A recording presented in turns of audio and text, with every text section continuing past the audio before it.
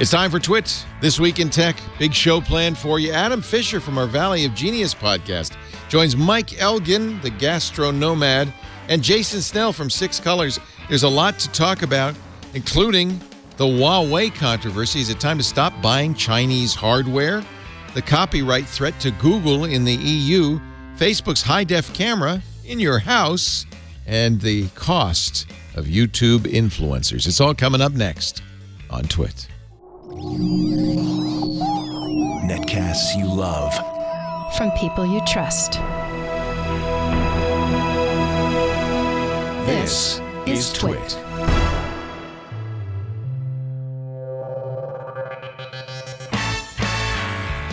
This is Twit, This Week in Tech, episode 694, recorded Sunday, November 25th, 2018.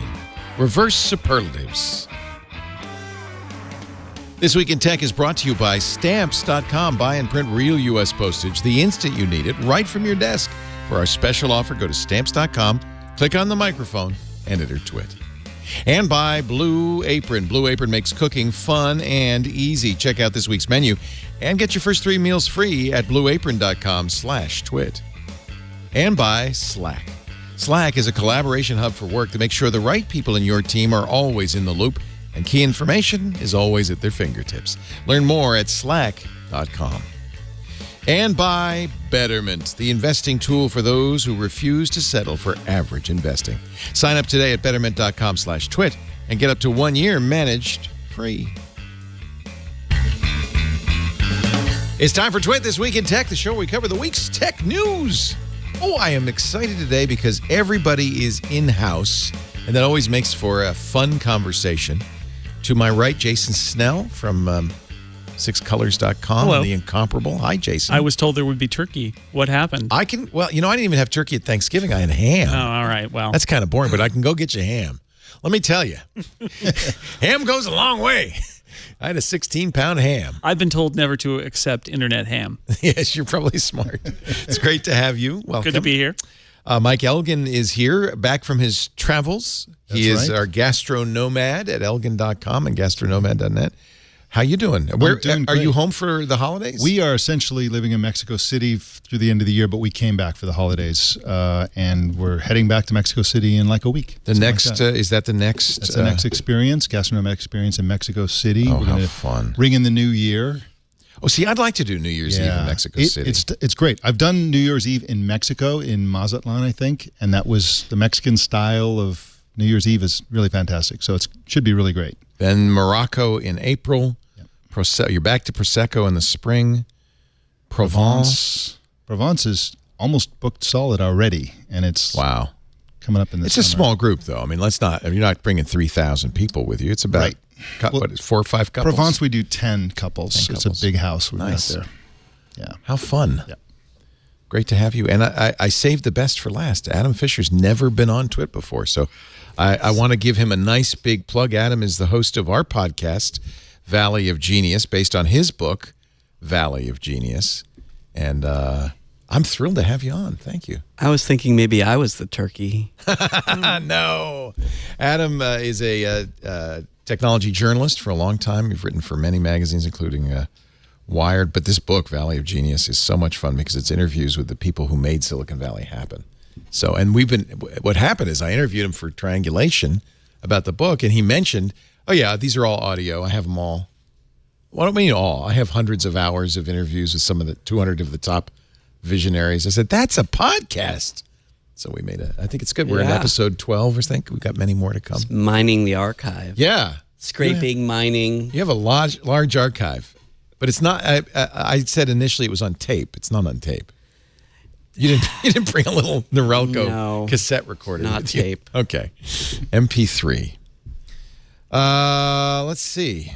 You know what? I probably should have reviewed the stories of the week before we began the show. I want to start with one a little controversial. There's very little happening. It's It's the slow time. Should we share recipes? Is that what this episode's last segment will be? Okay, I made cornbread stuffing, which I wouldn't recommend. How do you stuff a ham? Ham, you don't. So I thought, well, I'm going to make stuffing that isn't going to go inside a bird. Never put stuffing inside a bird. No, You it's just bad. Give yourself poison. Yeah, it's bad for you. It's bad. But so I made cornbread. Cornbread tastes like cornbread. Yeah.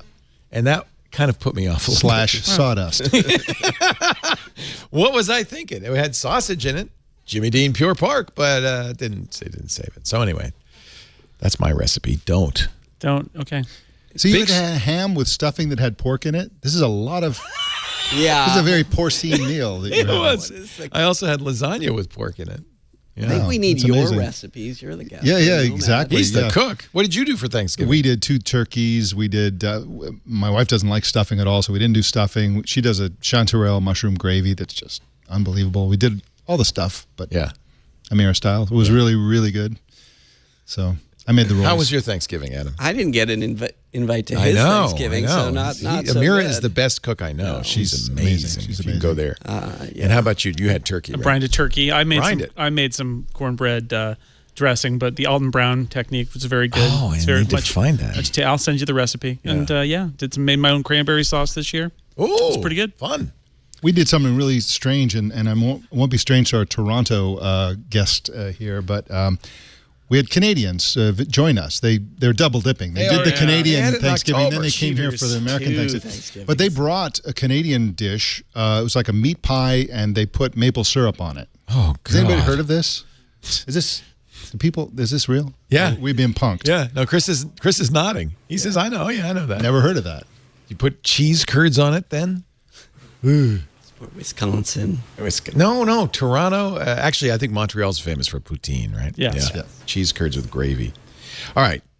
And French fries. I love it. Roland in the chat room says, Leo starts twit in media res, like the best epic poetry in the middle. That's right. We cut out all that early stuff, whatever. And then Odysseus said, Washington asks allies to drop Huawei. This is a Wall Street Journal story, and I just really don't know what to think about it. And I thought, well, what I'll do is I'll ask our esteemed panel. So let me give you the background on this. It actually started in 2012 when Congress told telecommunication companies to be afraid of Huawei, ZTE, and other Chinese telecom companies because they had either investments from or connections to the Chinese military. That's the first we heard it. Then the Department of Commerce echoed it. But now, according to the Wall Street Journal, the U.S. government is reaching out to allies, Germany, Italy, and Japan, about using Huawei equipment. These are countries, friendly countries, where Huawei equipment is widely in use. Huawei, believe it or not, is the #2 smartphone manufacturer after Samsung and the #1 telecommunications company in the world. And for 5G networks, the future networks for many of these cell companies, Huawei's the choice. It's the Founder of best. Huawei is a former military in China. He's closely allied with the Chinese leadership, and so there's a lot of nervousness about it. It's not just the countries you mentioned, but also Australia and a few others. The U.S. is urging some countries to avoid Huawei and ZTE equipment, actually. There are other countries where this is particularly contentious. I mentioned Australia. It's a big deal in Australia. They really don't want to have their the 5G infrastructure, which we all know is coming. We all know there's going to be huge investment. The amount of infrastructure in 5G is inherently many times more than you need for 4G, simply because you have to be closer to get It's the micro, millimeter, and That's so right. millimeter wave. So you've got to have it doesn't go very far. That's right. It's not like you put a tower and then it serves everything. You can have them in corporate buildings. You can have them inside tunnels everywhere. And so there's nervousness that the Chinese government could somehow use this as a spy tool. Ready-made spy network that we're going to roll out at our expense. Right. Well, there's two threats. There's that they might spy on, companies, industrials, espionage. But the other threat is cyber warfare. That They might could shut it down. They could flip a switch and the whole thing could go down. Yeah. Both of those are scary. The Journal doesn't say who their sources were, just U.S. officials. So we don't know if this is from the intelligence community, the Commerce Department, or the White House. And that's what concerns me a little bit, because we know that we're in a trade war with China and that the administration's policy has been very anti-China. So it's one thing if there's a technical reason for this. It's another thing if it's a political reason for this. And I don't know if it's completely clear. According to the Journal, American officials met with executives of Italy's major telecom carriers to explain the risk of using Huawei and ZTE equipment. The Italian said, Yeah, we're aware of the risks, but we're going to keep on using Huawei. He said, we cannot ignore Huawei because they are a leading telecom equipment provider worldwide, and that's a very tough call. That's also very bad Italian. So this is the problem, is there's no one else. And one of the things Washington apparently wants to do is kind of promote U.S. companies to start making this gear. I don't know who that would be, and I don't know how they would make the gear anywhere but China. Not to mention the fact that iPad you're using, the iPhone I'm carrying, that MacBook you're using, that iPad you're using, they're all made in China by American companies, but made in China. I don't know if the response is, well, let's just not use Huawei. Shades of Supermicro, right? Right. Mm-hmm. I talked to Huawei's director of PR, who is in Seattle, I guess probably Huawei US, was at an event I went to, and I asked her about this because remember the P20? Very nice Huawei phone that they were going to sell in the United States. They announced it at CES last year, and they said, we've got carrier deals with Verizon and AT&T, at which point the U.S. government went to Verizon and AT&T and said, nice network you got here. It'd be a shame if anything were to happen to it. And AT&T and Verizon both dropped it. And Huawei was furious, and they pulled that you can buy this phone in any country in the world except the U.S. because they said, I asked her, she said, there's no point in trying to push a phone in the United States if you don't have a carrier deal. Americans won't buy it. So we're not going to spend millions marketing the P20, which is, by the way, a very good phone, or their new one, their Mate 20, in the United States because we can't get a carrier to carry it because of the U.S. government. I said, but what about this issue? I mean, I have a P20. Should I worry that everything I say on the phone is getting sent to China? She said, it all goes through Germany. Yeah, so the core of this conflict is not a Trump administration thing, and it's not a protectionist thing. It's not about protecting Apple's market share in phones or anything ridiculous like that. There's a serious concern simply because the Chinese government is very, very good, thorough, and aggressive with espionage, with industrial espionage. They rob the West blind of technology secrets from the military, from Boeing to Silicon Valley and so on. They're very good at it. We catch a tiny fraction of the spies that they deploy. So there's this long history of the U.S. just getting our lunch handed to us. And so this is something they feel that they can do in a big way to protect. And, of course, the geniuses in Washington who are making the most noise have no idea how 5G works or how it could be used or whatever. They just don't trust any Chinese government-affiliated company like Huawei. And that's really what's driving it. It's kind of an irrational fear, but given the history, it's rational to fear industrial espionage from China. Well, because that happening right now in a wide scale. We can thank the Chinese spy establishment for potentially restarting the American high-tech manufacturing base. If it happens, well, but right now... We just have to believe it's happening. It doesn't have to happen. Right? It doesn't have to happen. We just have to believe that... Well, this is the problem. The Journal quotes an executive from British Telecom saying, we'd like to not use Huawei. Yeah. But right now, this is it. This is what's out there. Look at their market share. I know you like graphs, Jason. Market share, Huawei's the red bar. In Asia Pacific and Europe, it's dominant. In North America, it barely exists. Ericsson and Nokia are dominant, and that's because of U.S. So the government is doing some good. I worry that focusing on ZTE and Huawei really kind of misses the overall threat, right? Yeah, it's a Band-Aid. Politicians want to appear to be doing something, and this is a kind of a bandwagon that's easy to jump on because it's in motion and there's a lot of noise about it, thanks to the U.S. Congress who've been talking about and doing reports about Huawei for a decade, 15 years, something like that, and so it's just this kind of political theme that has been picked up in the English-speaking world and a few allies. I hope it's not kind of chauvinistic or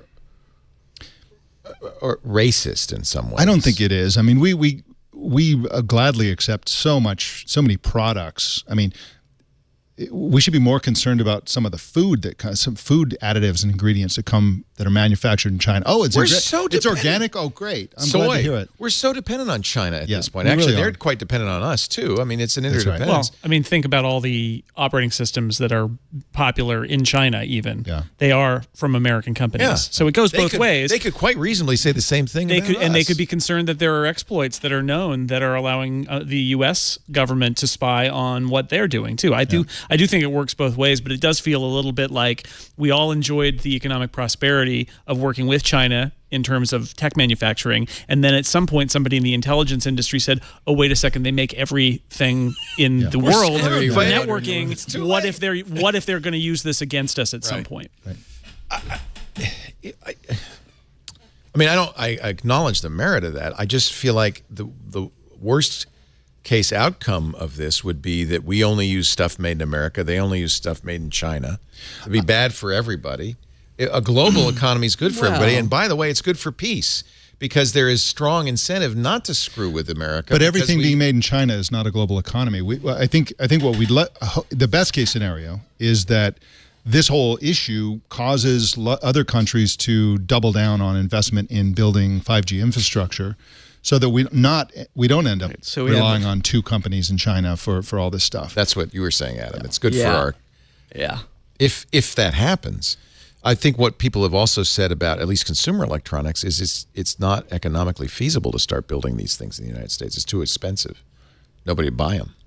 Well, if the price goes up because nobody, No, we can't. We don't have labor either, so we'll just develop our robot market to build it's good for the robots. We'll build our iPhones and we'll charge them taxes as well. Yeah. I have a prediction about 5G though that I think you're going to be talking about on this show over the next two or 3 years, Leo, which is that I think there's a huge health scare coming from 5G.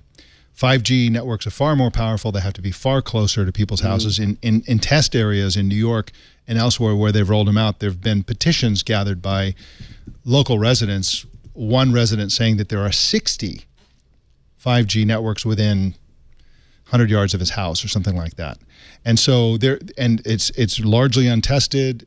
There's been limited testing that shows that there may be some serious health effects. And we've all heard about the health effects around Wi-Fi and regular cellular networks, and they've always been a mixed bag. Yes, it damages your health. No, it doesn't. Yes, it does. No, it doesn't.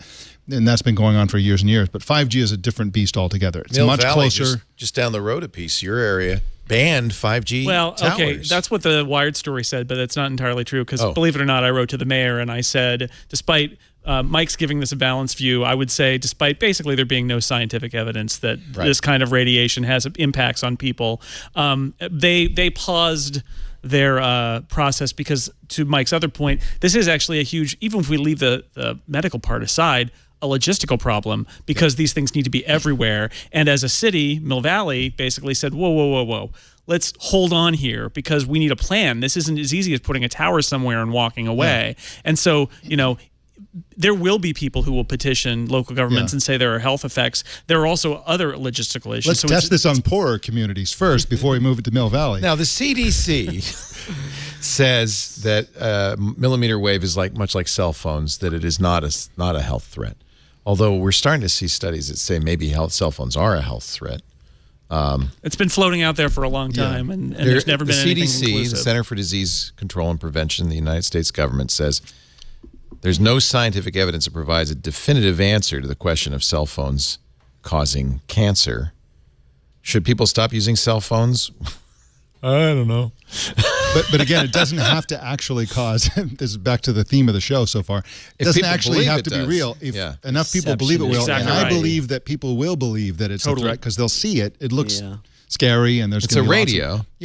But we'll see them a lot more than we currently see cell towers. And it's new. The Danish Million Woman study found no evidence of human health risks due to millimeter wave or mobile phones.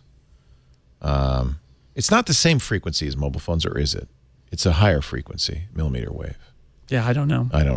I think it is. That's why it has to be so close to where you are. Anyway, I'm predicting that there's going to be a huge delay from what people think the rollout is going to be, based in part on widespread health concerns, petitions, lawsuits, all the stuff that delays new technologies. That's a shame. Right. And the carriers will deploy it somewhere and say, look at us, we're the first to have this city covered, and then the rollout will be very, very slow. There'll be individual cities, individual corporations. The corporations will build this stuff all over the headquarters and stuff like that. It already is deployed in various places. It's going to be very uneven. But I this remember idea when they rolled out these millimeter wave X-rays at airports, there was a huge ruckus about that, although they still use them, and I don't think there's any evidence that they cause...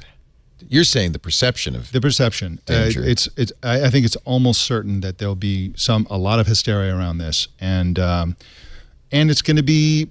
I mean, the other thing, I wrote this article about how the whole 5G thing. There's a perception about the timing of it, and that perception is way off. The health benefits are one thing, but you see all these companies saying, "Oh, we're going to be in Austin, New York City, Chicago, blah blah blah."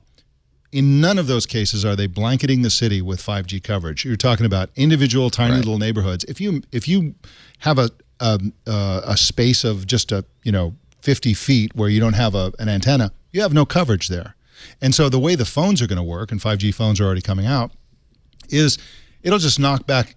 Well, it'll stay in 4G most of the time. And if you're Jason Snell and you're doing like heavy duty video stuff, and there's a connection, a 5G connection, suddenly it'll kick into 5G. Why does he get 5G? I want 5G too. Too bad. But it's still floating in the air, whether you're using it or not. You should install it in the studio. It's 15. The chat room's saying it's 15 gigahertz. It's very high frequency.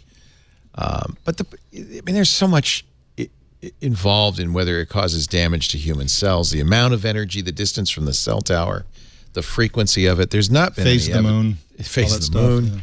But there are plenty of people. We got a guy who comes in here. He's a fan of the show. He comes in here regularly with his laptop, uses our Wi-Fi, but says he's trying to get Wi-Fi out of the Petaluma City schools because it's bad for kids.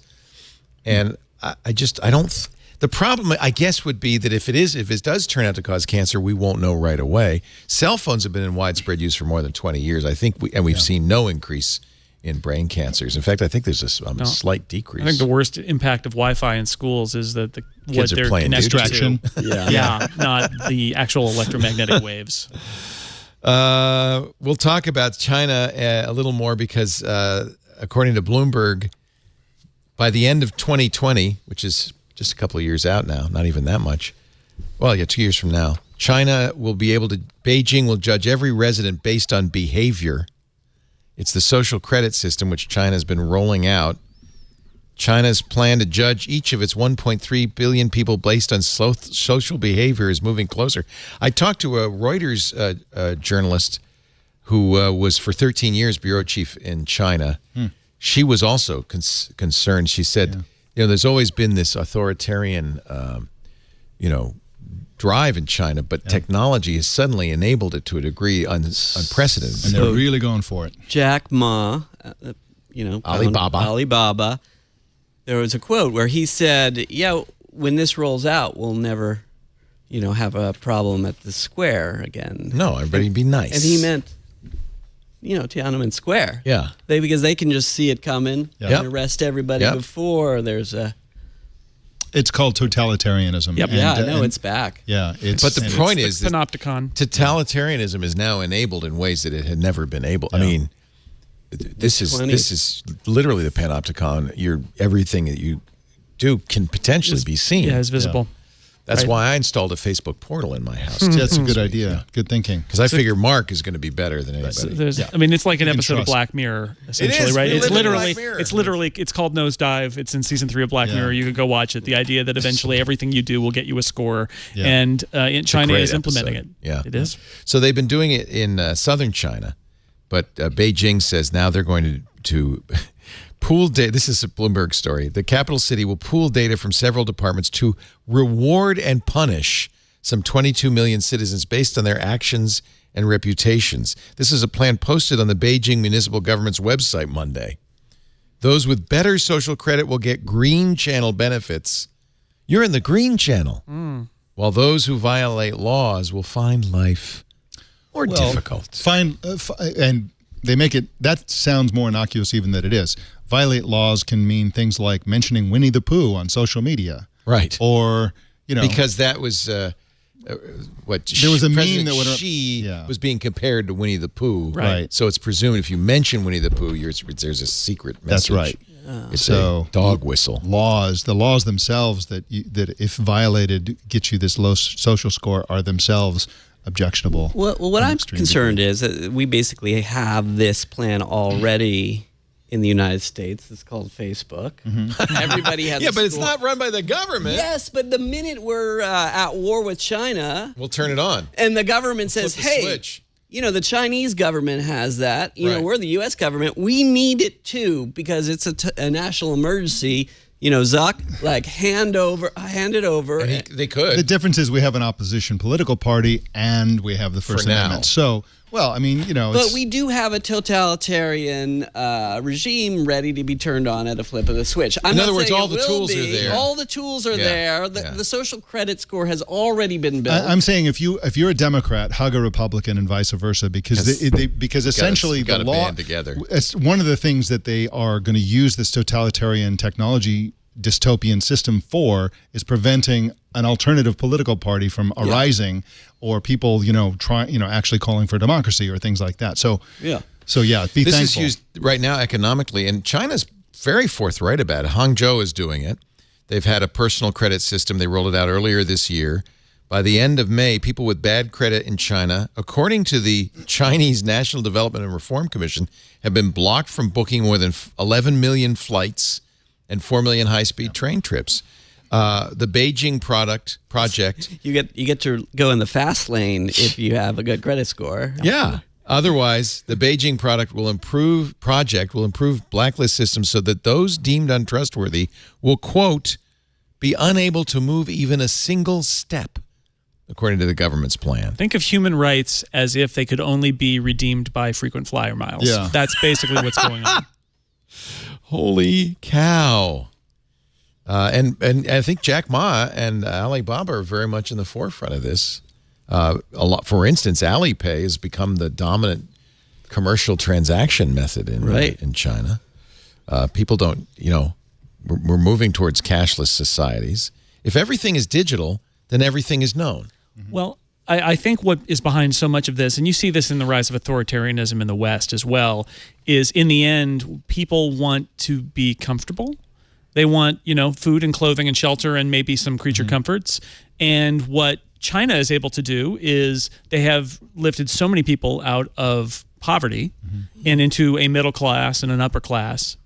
I believe the estimates are that the middle class in China maybe in the next few years will be the size of the entire population of the United States. It's mind-boggling. Yeah. And there is a willingness among a lot of people to trade that comfort and not worry about the other aspects of social control that their government might give them. Yeah, which I think is legit. I mean, the idea, how many people has the totalitarian China saved from grinding poverty in the last 10 years? The communists have saved people from poverty by embracing capitalism and rejecting communism, but the social and political control of the Communist Party is still very handy. Right, and they're saying, we're going to do with capitalism in a new way. No, thank you, United States. We're going to have totalitarian capitalism, and I'm sure it will work pretty well for a while because if everybody just is heads down and doing their job because they don't want to get a bad social score, I bet it will boost their economy. They'll look very competitive. We'll have these. We'll have to read these dumb articles that say, maybe the Chinese are onto something. Maybe it's impossible to have a democracy with a couple billion people. This seems to be working. And then, of course, it will turn into a reign of terror. Democracy is ugly as sin.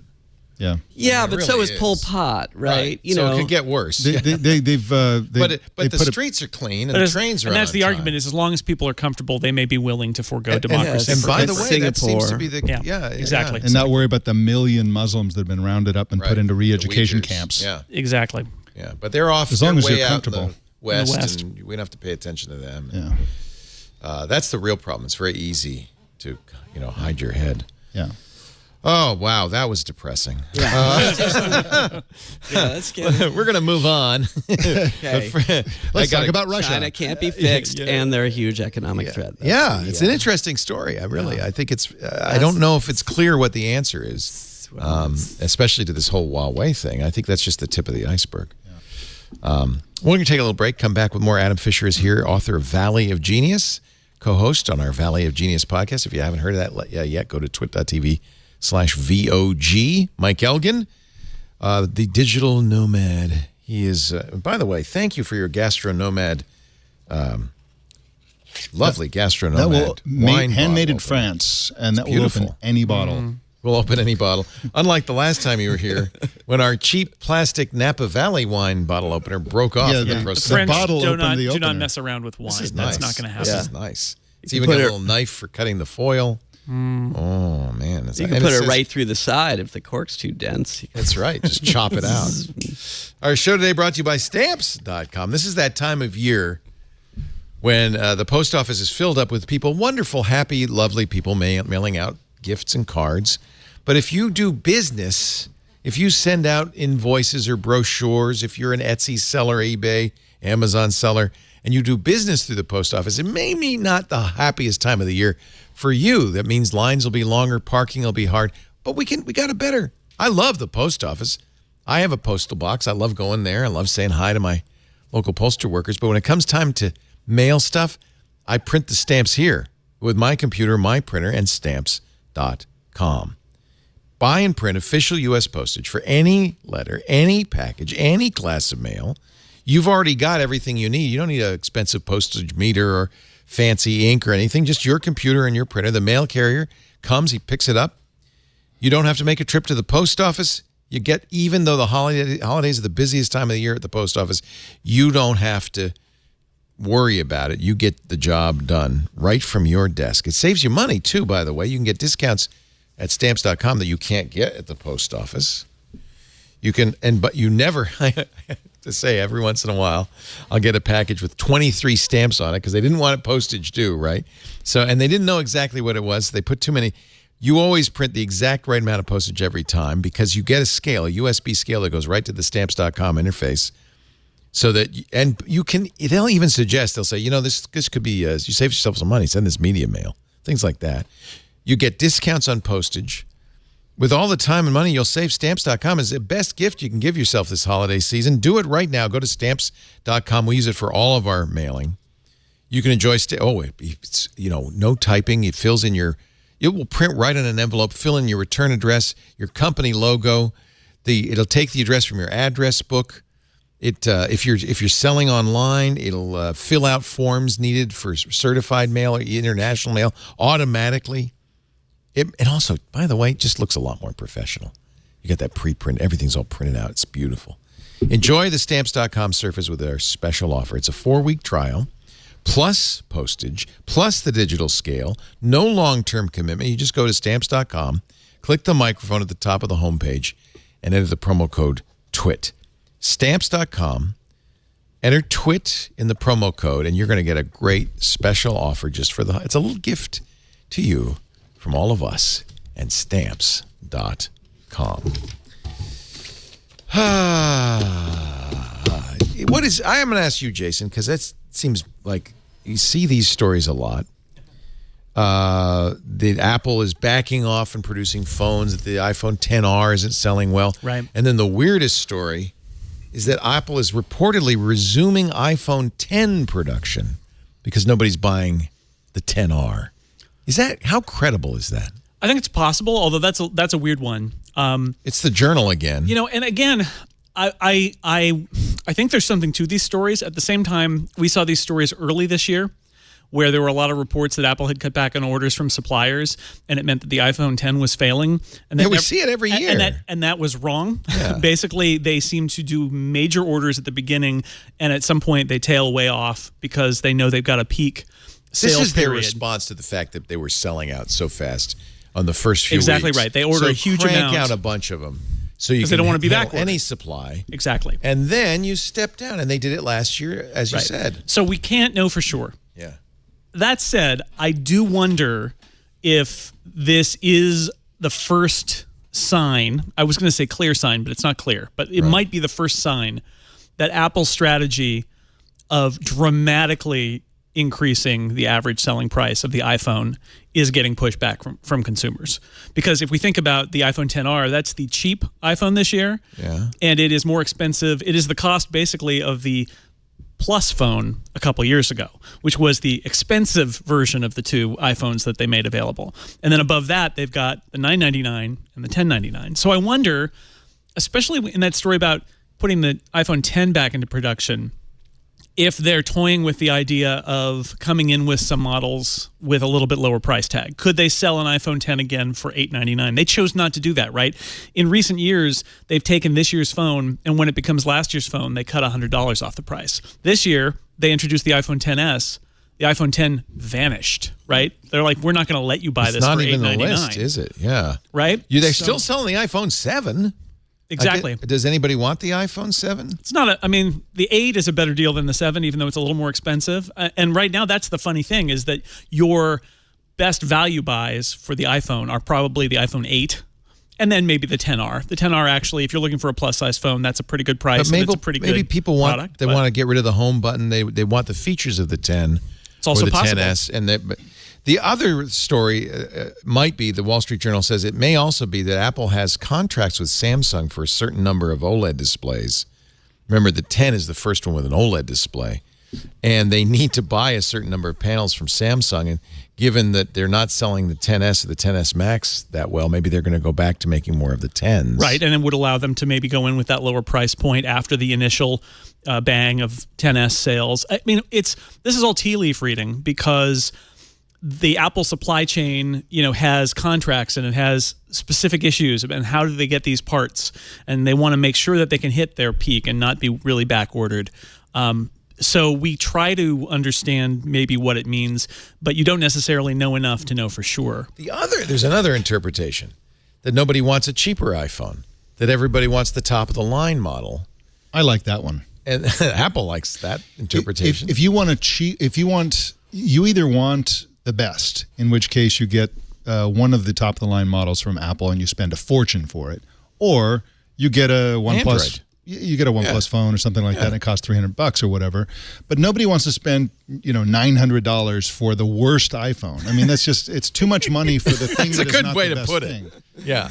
Yeah, you show off your phone and everybody's like, I think Apple I is sold my smart car to buy this phone. At the high end, I think Apple is very smart to say, hey, okay, every time we make a more expensive model, we sell it. Sell them. So why don't we keep doing that? And we'll still make that less expensive model available. It's kind of made up for a drop in unit sales. Exactly, or it's flat basically in unit sales. But but Wall Street still wants to see growth. So they've stopped reporting sales figures now. Going forward, they're not going to report their sales figures, only the revenue figure. That's a little bit telling. And I do think that they're looking at money left on the table, that if somebody will buy an iPhone for $1,000 or $1,200 or $1,500, why would they not make that sale available? The question is, what happens on the low end? And I do wonder about the psychology of like the XR. I think it's a really good phone. I think it's a really good value. But if you're looking for a bargain, maybe you're not buying an Apple product after all. Yeah. I also wonder if the public isn't being subtly manipulated into demand for the iPhone X, because the iPhone X, because they've been manufacturing it for a while, it gets more and more profitable over time if you don't lower the price, because you've already invested in all the infrastructure on the manufacturing side. And so that's really kind of the best phone for them to be selling from a But I'm looking at Apple's website. I see a 7, an 8, a 10R. Yeah, the 10 is not currently for sale. They took it off sale. So would it re-enter, or would it re-enter in certain markets? I think maybe it's for Japan and China. It would be a little bit weird for them to do it, but I wouldn't put it past them to say, hey, great news. People love that iPhone 10 and we're going to make it available for a special price. And if the margins have come down, because in the end, Apple doesn't look at these things and look at the prices. They do for marketing purposes. But in terms of what their plan, they're looking at what margin they get out of every one they sell. And if they can make more money on an iPhone 10 sale than on a 10s sale, great. Yep, absolutely. I'm still waiting for the iPhone 9. I feel like that's going to be like Windows 9. Yeah. It's never going to happen. Never going to happen. What is it about 9? Just skip it. It's probably unlucky in China or somewhere. It's probably like the 13th floor. There's probably some cultural reason you would skip 9. If the fact that Microsoft and Apple both did that, right? I don't know. I don't know. Or maybe it means no in German. 9. iPhone 9. 9. 9. Don't want to lose the German market. Speaking of the German market, Google is facing some more trouble in Europe, in Germany, in Spain. They've already gone through this. The Leitzun, I can't say it. I got to get Jeff Jarvis to say it. Ziegrecht or something. It was the link tax, and it was proposed first in Germany, and it failed miserably. Then they tried it in Spain, and Spanish news organizations found such a drop-off in traffic that the problem is that publishers say, when you do a Google search for a story, Google will put our headline and a snippet, a sentence or two from that story in there in the search results.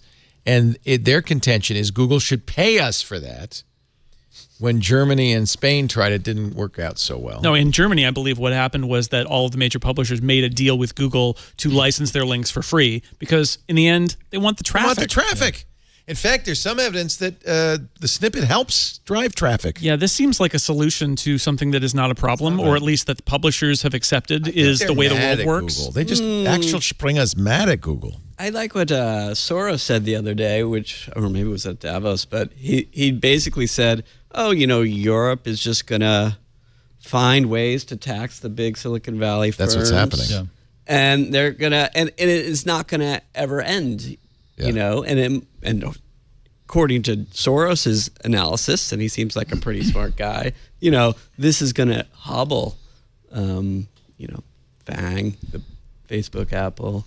Well, that's the question: is Google. Who gives first, Europe or the big tech giants? Who blinks? Well, and this is the Title 11 or whatever, and there's also the other one, 13, which is the copyright issues, which Google has started an entire campaign about because that threatens YouTube. So tell me about. So this is both part of the new European copyright law. Is that it? Yeah, it's a copyright regime. Article 11 is the link tax. I think that's it. And then Article 13, what does that say? 13 is basically it says you as YouTube are responsible for copyright infringement on your site. And as we know from, I believe, the Digital Millennium Copyright Act in the United States, there's this safe harbor provision, the idea that if they take steps to tell the users are responsible, and then they need to take some steps to moderate and to flag them, and they've set up content ID for YouTube, which patrols against copyright. It will also kick off anything that's fair use on YouTube. You'll get your videos hijacked by other people who chop up your video, repost it, claim copyright on it. There are lots of flaws, but what YouTube says is that isn't even workable under this new copyright regime in the EU, that they would actually need to, what they're threatening is pull the plug on YouTube in the EU because they can't be liable for every single act of an upload to their service of infringing content, especially since a lot of content people don't agree on who owns it. So, it is coming. Of course, all the technologies companies are going to say there is no technological solution. It can't be done. Okay, whether that's true or not, I don't know. But what really surprised me is I saw a lecture by Neil Ferguson, who's a historian, but importantly, a libertarian right historian, and he said, regulation is coming. He's a UK citizen, or was until a couple weeks ago. Now he's also has USA citizenship, but he said it's coming, and what we really need to do is repeal Section 230 of the Communications Decency Act, which is this, safe harbor. Well, that's the safe. So the safe harbor provision, right? And say because. CDA. And that's... But that's what this would do, is repeal safe harbor in the EU. So when you see it coming from every political angle, a kind of leftist European angle, anti-corporate and a libertarian point of view. And the libertarian point of view, it's... And, scary. And Soros is saying it like... The argument to be made here is that there are lots of laws about the internet that were built because we didn't want to kill the internet when it was being born. And now it's way past being born. And we look at some of these businesses that have been built up on the lax restrictions, these kind of freebies that they were given so that they didn't die. So YouTube could exist, right? And now we're saying, you can't skate by like this anymore. I do wonder how Google, because you talk to a YouTube creator and like Content ID is brutal even now. Like creators who are not giant media corporations are endlessly getting their videos demonetized. Right. Other people get the money for their ads, or they get pulled off because of things that are totally wrong. And if that's not good enough for the EU, you start to wonder, well, what is it going to be? Now, the answer is they could hire people, and they could not only hire moderators, but they could also invest in more technology there. They don't want to do that. Imagine how many people you'd have to hire. They don't want to ruin 400 hours a minute are uploaded to YouTube. Yeah, well, I mean, I don't think humans could do it, right? Which would mean they would need to do more technology. Yeah. And I get there's this part of this argument that is like, no, it's impossible. Or maybe it's possible, but we don't want to do it. Like, that's part of their argument here. It's possible. It'd probably be very expensive. Yeah. The regulators don't care if there's only a limited number of media outlets feeding into these huge networks. In fact, it's probably the plan. You know, we need to limit speech so that we have a political center, you know. It also makes Google completely vulnerable, right? Because at that, it basically is a sword of Damocles hovering over them at all times. Like, we could get you for so much copyright infringement if we wanted to at any moment. And Google's argument is it's their competitors who can't survive, the shopping sites and so forth, that can't survive anyway, who are just using this in an anti-competitive way to talk the EU into shutting us down. That there isn't really a problem here. And I think that the link tax is a good example. It isn't a problem, right? Google's driving traffic to these sites. There's no reason that they should be charged for use of the snippets. It's good for the sites. It's good for Google, but it's an anti-competitive wedge. I mean, the argument would be that current business models say it's fine for everybody, but in a different business model, Google, which is one of the most successful and profitable businesses, is the one who's controlling access to media companies that have been struggling for a couple of decades now. So you could make the argument that the solution here should be that some of that money that Google makes in being the place you search for news should get kicked back to the publishers. I get what they're coming from, but that would break how the whole business has evolved. Exactly. But so maybe Google can't filter properly, but I bet Google could figure out a micropayment system that would work at a 100th of a penny. Google's publishing one sentence, maybe two, from an article to help you find the right article. Right, but they're also building a business around being the indispensable directory of all news, right? Well, should they start a competitor? What I mean, they're doing their doing their job. There's the thing that bugs me. There's a huge disconnect between the political culture in Europe and the public of Europe. The reason it's such a big problem in Europe is that the people of Europe choose Google as a voluntary choice. It actually doesn't have a monopoly here. It does in Europe. Exactly. Yes. The other thing is that there's a political culture in Europe where they just really like the 19th century. That was a great century. All the buildings that they convene in, That's all true. these it's a very palatial, 19th century. And this whole internet is just a big problem, which they seem to. This is my opinion as somebody who spends a lot of time in Europe. They seem to be trying to. We haven't damaged the internet enough. It's still coming at us. We need to knock it down some more. As everybody at this table spends all day opening links, opening tabs, reading things, reading articles. Try doing that in Europe. I dare you. It's the nightmare. We noticed you use cookies. This every cookie single thing, page. I see this. We all see this now.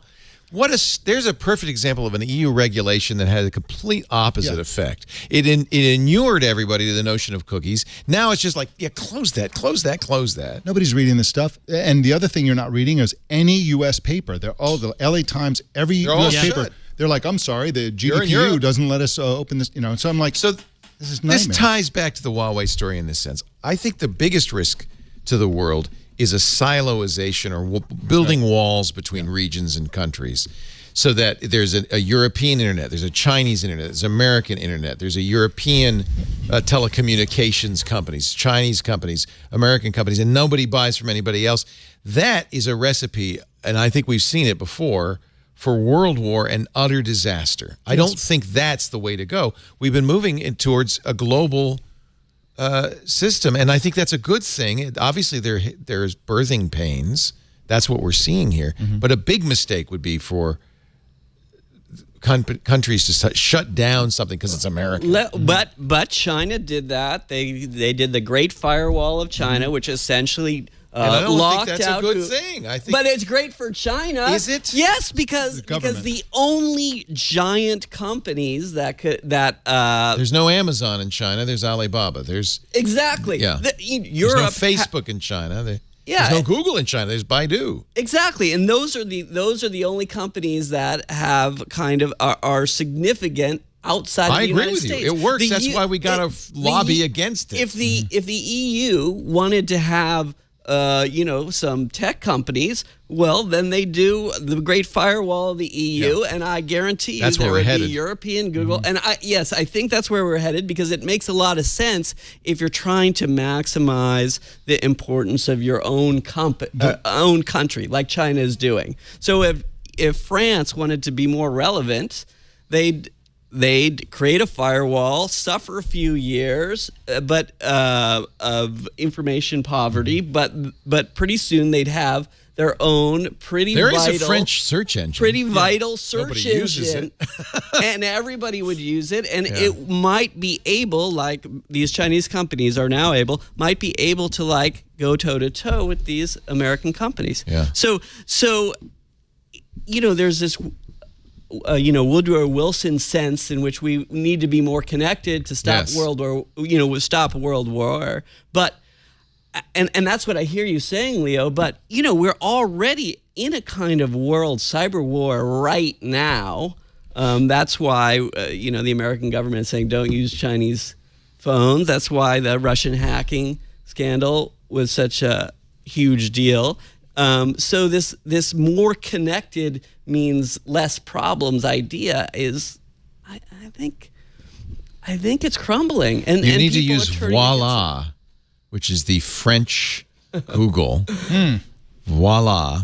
But do you really want to see a world where if you're in France, you use Voila, if you're in the U.S., you use Google, if you're in China, you use Baidu? I mean, when I'm in France, I read Le Monde, and when I'm in the UK, I read The Economist. And, I can see from an economic point of view, countries might want to do that. And then from an economic point of view, I mean, it's clearly more efficient to have one monopoly power or one monopoly company serve everybody, but it's also more brittle. Yeah. If you want a robust worldwide system, maybe you actually want overlapping markets. I'm probably in the minority, but I'd love to see the Minitel make a big return. I used to have a Minitel. Somebody brought us a Minitel. This was before there was the internet. These were little terminals that were put in homes in France to replace the phone book. Yeah. But it ended up you could play games, you could chat. It was an early social network. Yep. They may have to go back to that. Yeah. That'd be great. So Google has a campaign that they're doing called Save Your Internet that is specifically targeted at the EU. This is against about the meme ban. Articles 11 and 13 both. Yeah. And one of the things that struck me that was interesting is there's very much a you wouldn't like something bad to happen to your favorite YouTubers aspect to it. If you click on the FAQ, it mentions some European-based YouTubers, including Kurzgesagt and CGP Grey. And it's very much like you would be sad if they disappeared from YouTube. And I thought, well, I know Gray. It's like, do you know that Google's basically saying using you? You could lose this guy, and he could lose his entire business and livelihood if this thing passes. But that's what they're definitely trying to scare people into writing to their members of the European Parliament. It's really not that cause scary. A fuss. That's not scary. Losing CPG Grey? Losing CGP Grey? No, I would be sad because those are really good videos. But we wouldn't even be losing him. He would be losing money. That's like... Well, yeah, but the argument is that if you're a YouTube user in the EU, they're saying we will unplug YouTube if this happens, which I don't believe for a second. No. But that's what they're trying to do because they want to create a furor here to get the laws to be changed before they go into I guess they vote again in January in the European Parliament about these. Yeah, this is not, we should point out this directive of copyright is not a law. Yeah, I think January they do a vote. Apparently well supported, though, by members of the EU Parliament. So. Yeah. Mm-hmm. So download those videos now. Cache those on your hard drive. I think I'm surprised that we have kind of one internet still, actually. I've been thinking that it would break up. Do you think we're kind of in a temporary utopia and that soon we're going to revert to the I absolutely do. Oh, how sad. It's that same little lull when I talked about how we had the laws that encourage the internet. It's like, the internet, it's fun. Let's do this. Yeah. And now everybody's like, oh my God, it's incredibly powerful and important. We need to own it now. That's the argument, by the way, against net neutrality is, we could have neutrality, but now that everybody's mature, we should take it over. Yeah. Yeah. Didn't Tim Wu say that in the kill switch? That was his whole premise was, just as in the early days of long-distance telephony, I didn't know this, but there were a lot of long-distance companies in the turn of the century, last century. Yeah. But as soon as it became profitable, AT&T said, no, we'll take this. We'll Lock take it down. from here. And then Bell Labs effectively became an arm of the government. And a built-in spy network for the intelligence services. Read all about it in Valley of Genius, available in bookstores. Is that cynical? No. It's a fact. It's just a fact. Wait a minute. Okay, Bell Labs became the R&D division of Bell, right?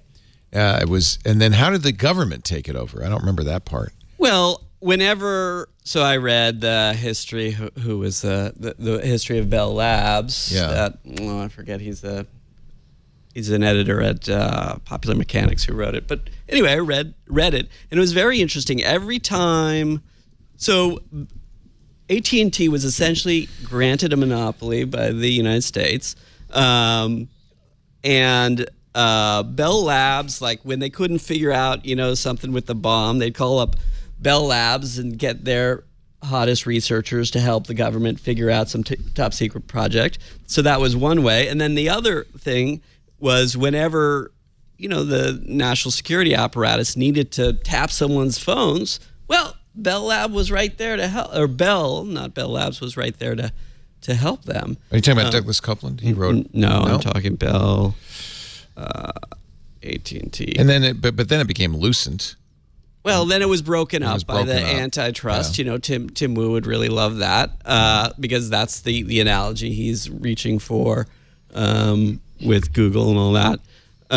But yeah, the AT&T was in bed with the United States, and it was no secret for its... Because they're a good American company. Exactly. Well, I mean... In those days, and maybe even these days, if you're an American company... Exactly. You should support America. To play ball. Yeah, play ball. Play ball. We're... If the CIA comes a knocking, you say, yes, sir. And now... Come on, let's set up a room in the Switch here in San Francisco. And now Google, takes the exact opposite approach. No, we don't want to cooperate with Apple. And Apple and everybody. No, why? Because they're global companies, right? Right. And they don't, They seem to cooperate pretty well with China. When China says, oh, let's move all the iCloud servers to China, they say, okay. When they say, let's censor some of those apps, we don't want no VPNs in China, okay. Yeah, I don't trust any of them. They're a good Chinese company. Actually, a multinational is a good company in whatever country they're operating in. The problem is when you get a conflict. The problem is that it's the different rules in different countries. Right. So if you want to do something that the government, there is no U.S. government. It's lots of people who disagree with each other, and you just pick a side. You buy some lobbyists, and you win the political battle, or you muddle it, or what. In China, it's like, okay, if you don't play ball with us, you're out. You're out. So it's a different thing. So you either cooperate with the Chinese Communist Party or you don't do business in China. Those are the two options. Yeah. The book I was referring to is The Idea Factory. Oh, I read that. Yeah. That was great. It was good. You remember? Yeah. What a good book. Bell Labs and the Great Age of American Innovation. And of course, Unix came out of Bell Labs. C did. I mean, it was a really fertile place. Remember the AT&T picture phone, 1964, the World's Fair? You don't remember that. I remember that. I remember saw the it. AT&T commercials where it's like, someday you'll send a fax from the beach. You will. That's right. Someday. Why would I want to do that? That was a great. The transistor came out of Bell Labs. That's right. Transistor. It didn't. What's the law about information? Moore's? No, that wasn't. No. I don't think laws came out of Bell Labs. Yeah, I'm gonna get it. I think inventions came out of Bell Labs. And let's not forget, says Bleak, the glowing orb. I don't remember that at all. Is that the one that the president was? They have it in Saudi Arabia now. It's in Saudi Arabia. Claude Shannon. Shannon's law. Very good. You're right. That did come out. That's right there. Very good, Dr. Morbius. Thank you, Doctor. Very impressive. All right. I got to find something a little less dystopian to talk about. Yeah, we're getting It's dark. the way it is lately. I have to tell you. It is. Happy Thanksgiving, everyone. Yeah, happy Thanksgiving. We'll talk about Black Friday. Oh, boy. That'll lighten the mood. In just a bit. A third of online purchases Black Friday came from Talk phones. about people amazing. clawing each other's eyes out for Yeah. a discount. Yeah. Well, No, things are getting better. It was almost 10 years ago that a Walmart employee was trampled at a Black Friday. Yeah. Hasn't happened lately, has it? you can thank your iPhone for that. That's right. That's right. People aren't going anymore. They're just doing it online. You can't get trampled on your iPhone. Our show today brought to you by my dinner. Sunday's Blue Apron Day around the Laporte household. Blue Apron makes cooking fun by delivering fresh, seasonally inspired, pre-portioned ingredients and step-by-step recipes right to your door. Sure, you could have turkey hash tonight, but why not make something different and fresh and delicious? Whether you're looking for quick and easy meals or a full cooking experience, Blue Apron lets you choose from a range of recipe options. Every week, at least 3 recipes are built with your busy schedule in mind. So they're easy, they're quick. They do the meal prep even. The sauces, the spices, the ingredients all prepared. You can get rid of your grocery list. Let Blue Apron not only get the ingredients, but prep them for you and cook dinner in as little as 20 minutes. And then they have recipes for people like me who like to take our time and spend some more energy and come up with some wild stuff. I love my Blue Apron. Get out of your cooking rut and experience the joy of new recipes like smoky chicken and sweet potato bake with cheesy cornbread biscuits. Hearty vegetable grain bowl with avocado and creamy fig dressing. They have vegetarian dishes that are to die for. You'll love them. They got meat too. Home-style beef medallions and maple pan sauce with mashed potatoes and garlic sautéed kale. Even somebody from Toronto would like that. Hot Italian sausage pizza with roasted peppers and olives. What you do is you go to blueapron.com/twit. Check out this week's menu. Pick out your meals. You get them delivered. Your first 3 meals are free. Blueapron.com/twit. Cajun-style spiced chicken. Oh, this looks so good. Oh, man. The thing is, I always get new ideas, new ingredients, new tips, and it's so easy, and there's no waste because you get exactly what you need to make that dish, no more, no less. Blueapron.com/twit. Your first 3 meals are free. Blue Apron's a better way to cook. I have to remember what we're cooking tonight. Can't remember, but I know it's fun because I get home. I'm tired after Twit. I don't have to shop. I just go home, whip out an amazing half meal. an hour. Yeah, typically. Yeah. So it depends because they have those 2 different things. So some are as fast as 20 minutes, some are 40 minutes. Depends what you get, but you get to choose ahead of time. Just mail me dinner. It's practically that, but I like to cook them because there are services, we shall not mention their names, that they're basically TV dinners. They're done. Yeah. You microwave them. Can't I don't you want just subscribe to an airline? Yeah, like it's meal? airline food by mail. Right. Airlinefoodbymail.com? I bet it exists. I bet it does, but I don't want it. This Yeah, way it's no, fresh. get Blue I cooked it, Apron. and the house smells great. It's wonderful. All right. Did you guys look at the rundown and pick something good? How about Black Friday? Over a third of online sales on Friday were from phones. This is a big, big jump. This is a lot of this comes from Adobe. I don't know why, but Adobe Analytics, they get all the information. I don't know how. A third of online sales were on smartphones on Black Friday. That's up from 29% a year earlier. 2.1 billion in sales. A leap from the previous record, 1.4 billion, which was last Cyber Monday. When can we retire the term Cyber Monday, right? That was before you could shop on your phone, and you had to wait till work opened because that's where the computer was Every day is to Cyber do your Monday. shopping, That's right? right. That's the point of Cyber Monday, Yeah. and now it's a totally meaningless term. And we also have to retire the word Friday because Black Friday is now begins on Thanksgiving or before. It's Black Thursday. And in bleeds fact, into Cyber Monday. there was It's a huge amount of sales on Thanksgiving. People were buying on Thanksgiving. Even Google had a big sale starting on Thanksgiving morning. Online sales for Black Friday, 6.22 billion according to Analytics, Adobe Analytics. That's up 23%. 23% growth year over year.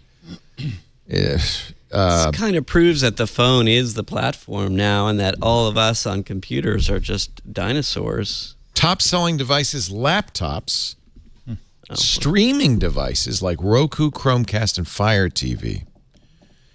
Top-selling video games, Red Dead Redemption 2, Let's Go Pikachu, and God of War. Thanksgiving Day itself, $3.7 billion in sales. Thanksgiving Day.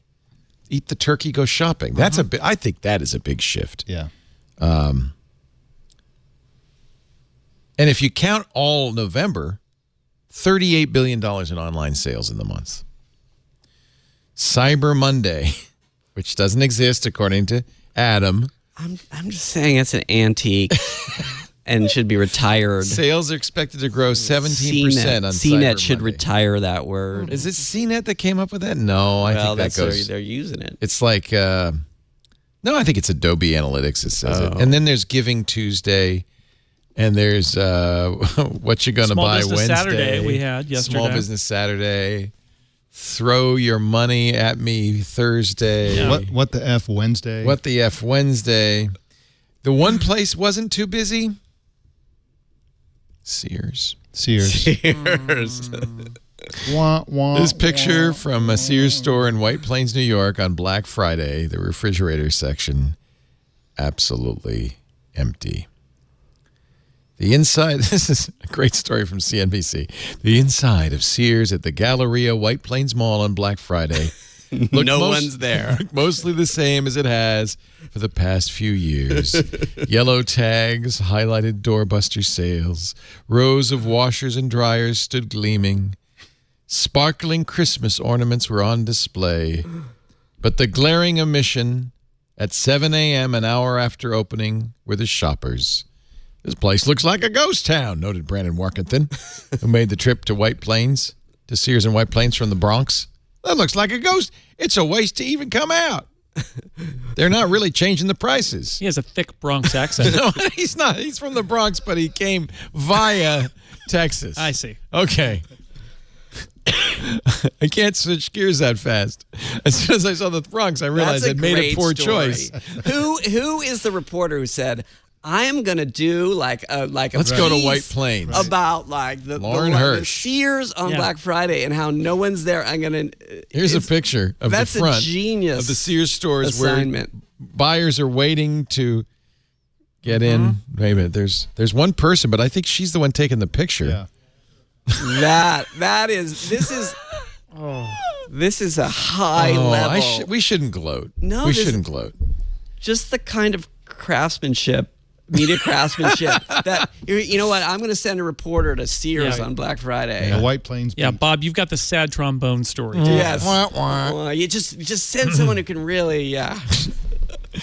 Look at the Craftsman tool sets, just waiting to fly off the shelves. If anybody would They're just smart. They'd advertise it as no waiting, no crowds. waiting, right?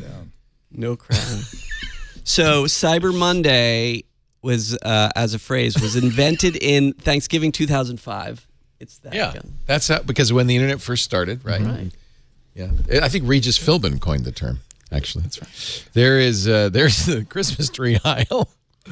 Lauren just walked around with her camera phone trying to find shoppers. Amazing. Look, here's another section with no people. Oh my God, this actually is kind of sad. I mean, Why, are you sad to see Sears? no. Prices are good though. That's a down jacket for $10 for it's a doorbuster. That's pretty $10 for a down jacket. The sale's still going on. I'll go to White Plains. I shouldn't jacket. laugh. Wow, you could go to China or you could go to Sears. But you know, it's funny because didn't Jeff Bezos this week say that Yes. someday Amazon will be fail, Yes. will go away? Yes. And And it happens. This is what happens. Sears was the Amazon of the turn of the last century. I was in Chicago recently, and we took one of those architecture boat tours, and one of the highlights of it was this massive complex on the Chicago River that was built for Montgomery Ward by the Montgomery Ward, and that is a fascinating story because that mail order retail dominated. It had huge impacts in society because there were people who weren't allowed in stores, especially African Americans who could order products on the Sears or the Montgomery Ward, and then later the Sears catalogs. Of course, Montgomery Ward, it's out of business.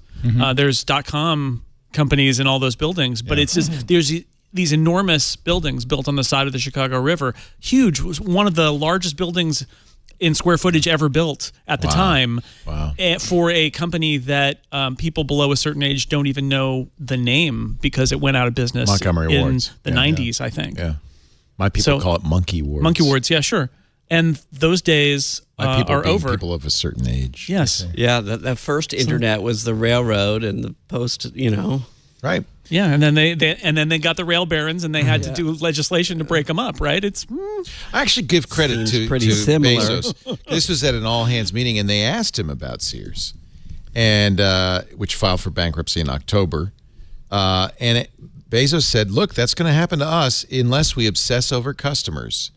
So it's just you got to work harder because we're still a startup, even though we're Amazon. So work harder. Amazon is not too big to fail, he said. In fact, I predict one day Amazon will fail. Amazon will go bankrupt.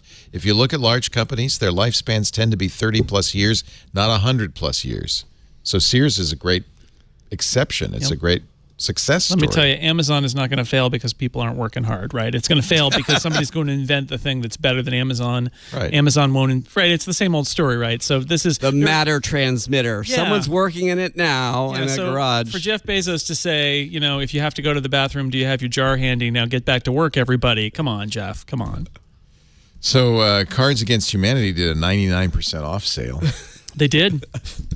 They did. They've spent the last few months, I know those guys, they spent the last few months collecting a bizarre collection of products and then put them all on sale, individual items, single items for 99% off. So you could get like a car for $90. Ford Fiesta.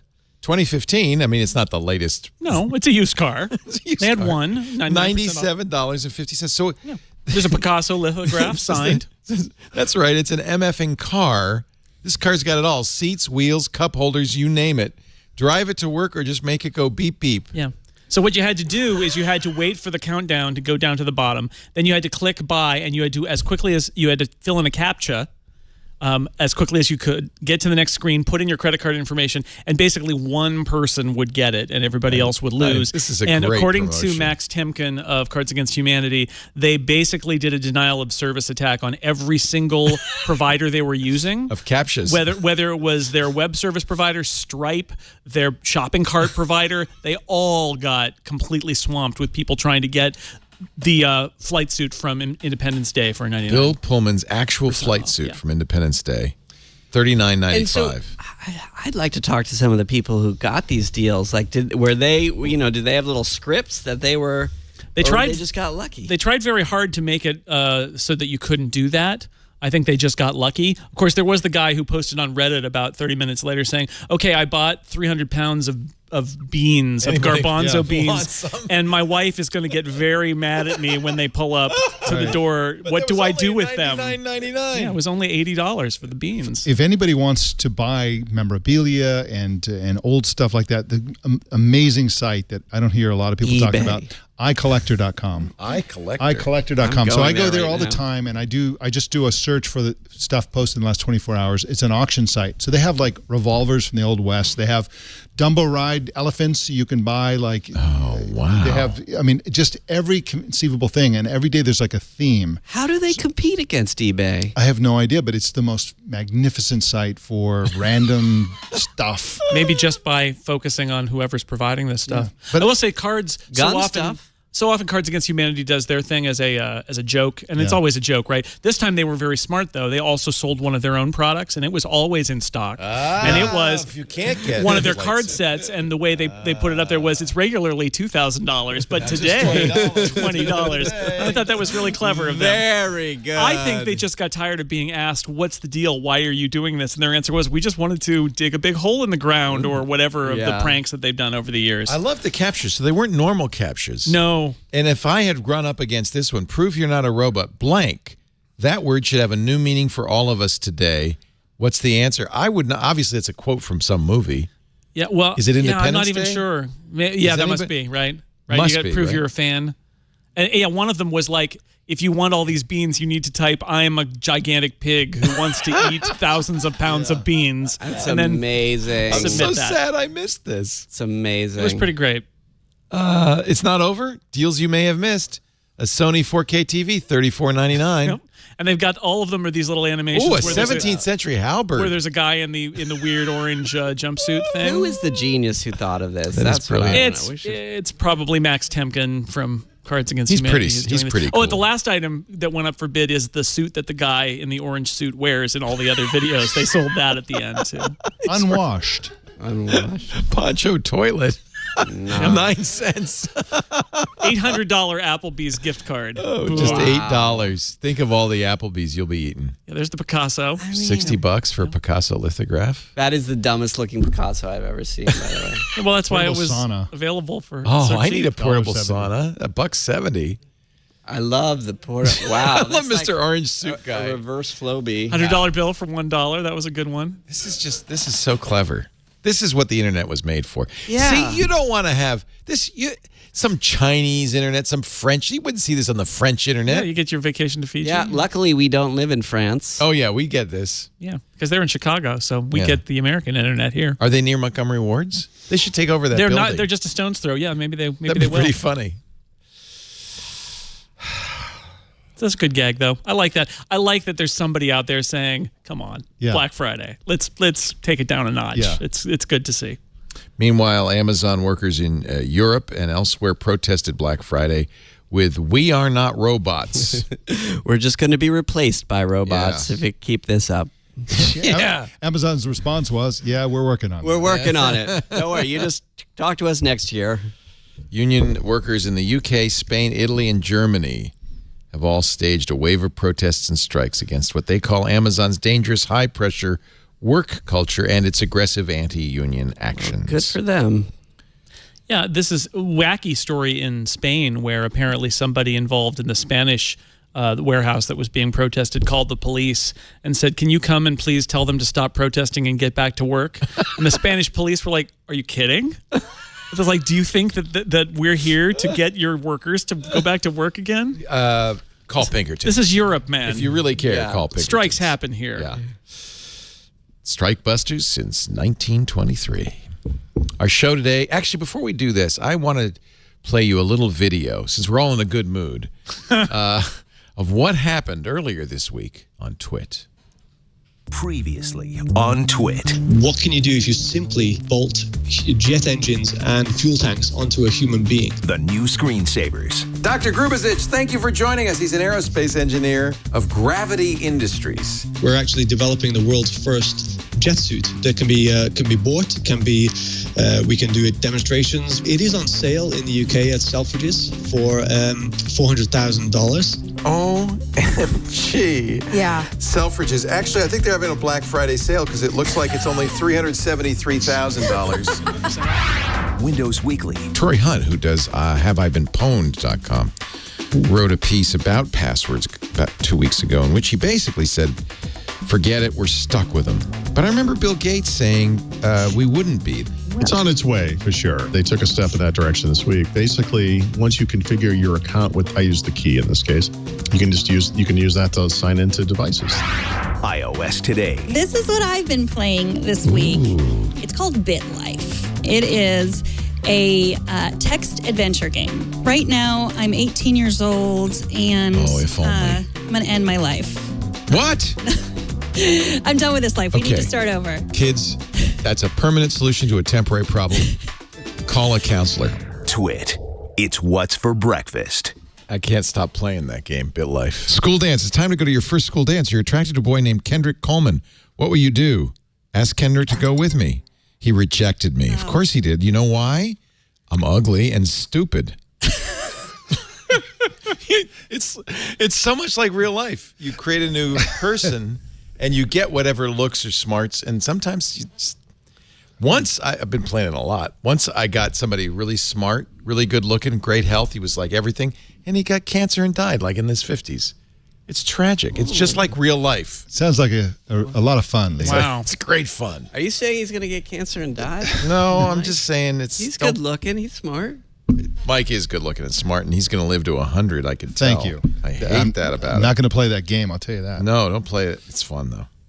Our show today brought to you by Slack. This is actually almost a game that makes you more productive. It's so much fun to use Slack. I love Slack. It's a collaboration hub for work, whatever work you do. We use Slack. We moved over to Slack from HipChat. They acquired HipChat, and we moved over, and I am glad. I've been, truthfully, some of our staff has been lobbying for this for a long time.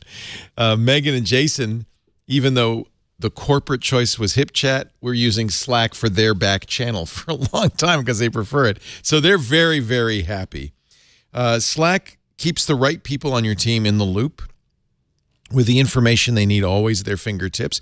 Better than email. It's kind of like real-time collaboration that can happen on your schedule. In fact, Slack even has a feature that says, I am off. Do not, no, it will not bug you until you go back to work. I love that feature. But you can always go back and look at previous conversations, verify that you did what they told you to do or that you told them to do what you wanted them to do. You can organize conversation, and more than just conversations. You get video, you get audio calling, video calling, integration with more than 1,000 apps like Jira and Salesforce and Zendesk and Google Drive. That was a key driver for us in choosing Slack. We really had certain tools, about a dozen of them, we had to have integrated, and only Slack let us do all of that. Reduce emails, streamline your team's communication, connect the tools and services you need in one fun, easy, good-looking interface. I have to say, and you may think this is silly, but the fact that Slack looks so good has a lot to do with why it works so well, because people want to use it. They want to keep it running. And it's so no more searching through emails for that follow-up or searching through multiple systems to find the document you need. No more, multiple tabs and platforms to keep updated with work. It's just one place to put everything. And, of course, they have a mobile app for iOS, for Android. They sync seamlessly. You can always pick up where you left off, no matter where you are.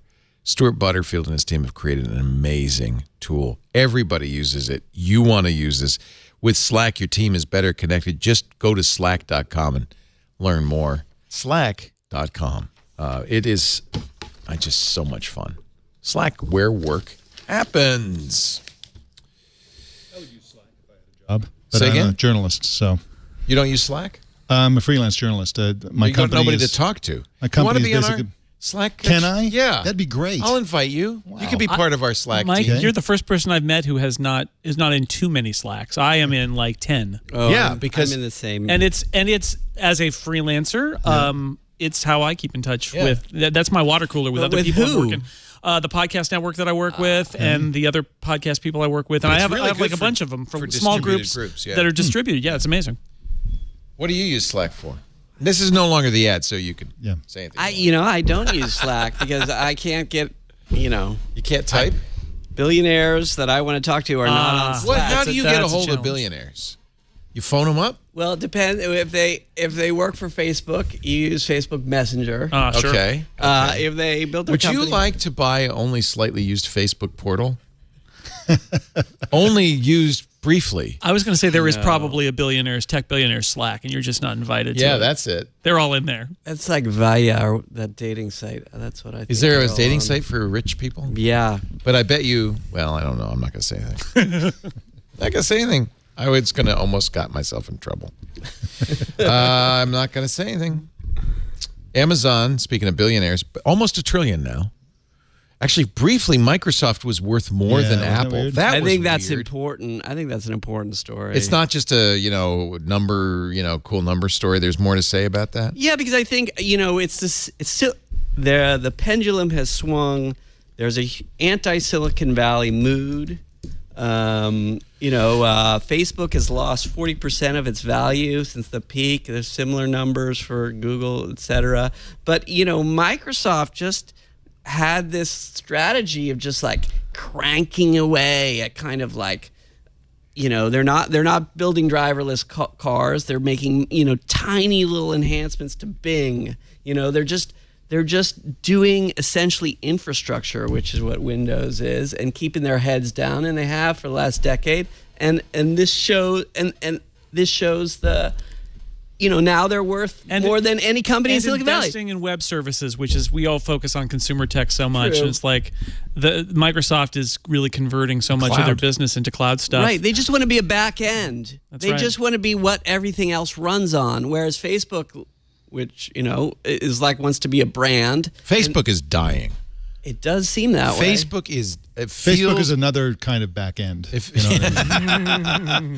feels like things are going poorly for Facebook. I remember last Thanksgiving when I was at a table with a bunch of tech people, and half the people were saying, Facebook's going down, and the other half is saying, "Are you kidding? I'm just buying. It's at a discount." You know who says Facebook's going down is all of us, the people who tech community, and who said the people who love Facebook still are all the people, mom and dad and sis and bro, all the non-techies who use it to stay in touch above a certain age. But the tech people are like, "Oh, no one uses Facebook. Yeah, I'm on Instagram." So I'm like, obviously you haven't solved it. Don't hit the table because it sounds loud. Makes people angry. Makes me jump. But I am just shocked at how. Go ahead, hit the table. That was good.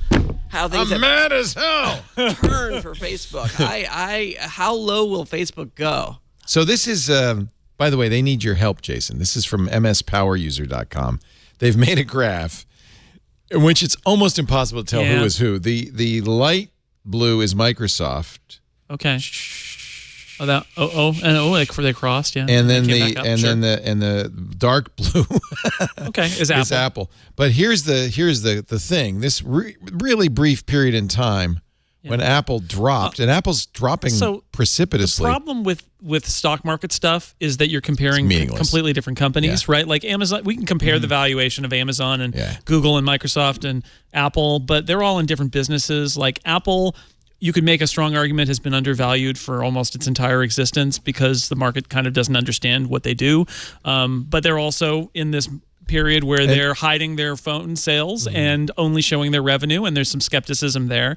Microsoft has made this amazing cultural shift under Satya Nadella where they are investing in the cloud and becoming a much more kind of company that I think Wall Street can bank on. Like they always understood Microsoft and they kind of get where they're going, and Wall Street wants to not be surprised or confused. They like to reward understanding what your business is, and Microsoft's understandable. Yeah, you could actually see the Satya Nadella hockey stick in that chart. Totally. Whereas like about a year after he took charge and his policies started kicking in and Ballmer was a fading memory, they started taking off. Yeah, that guy's super smart. Also, it's interesting, I think maybe one of the last times I was on, we talked about this axis of privacy versus selling people's personal information and the unlikely bedfellows you get.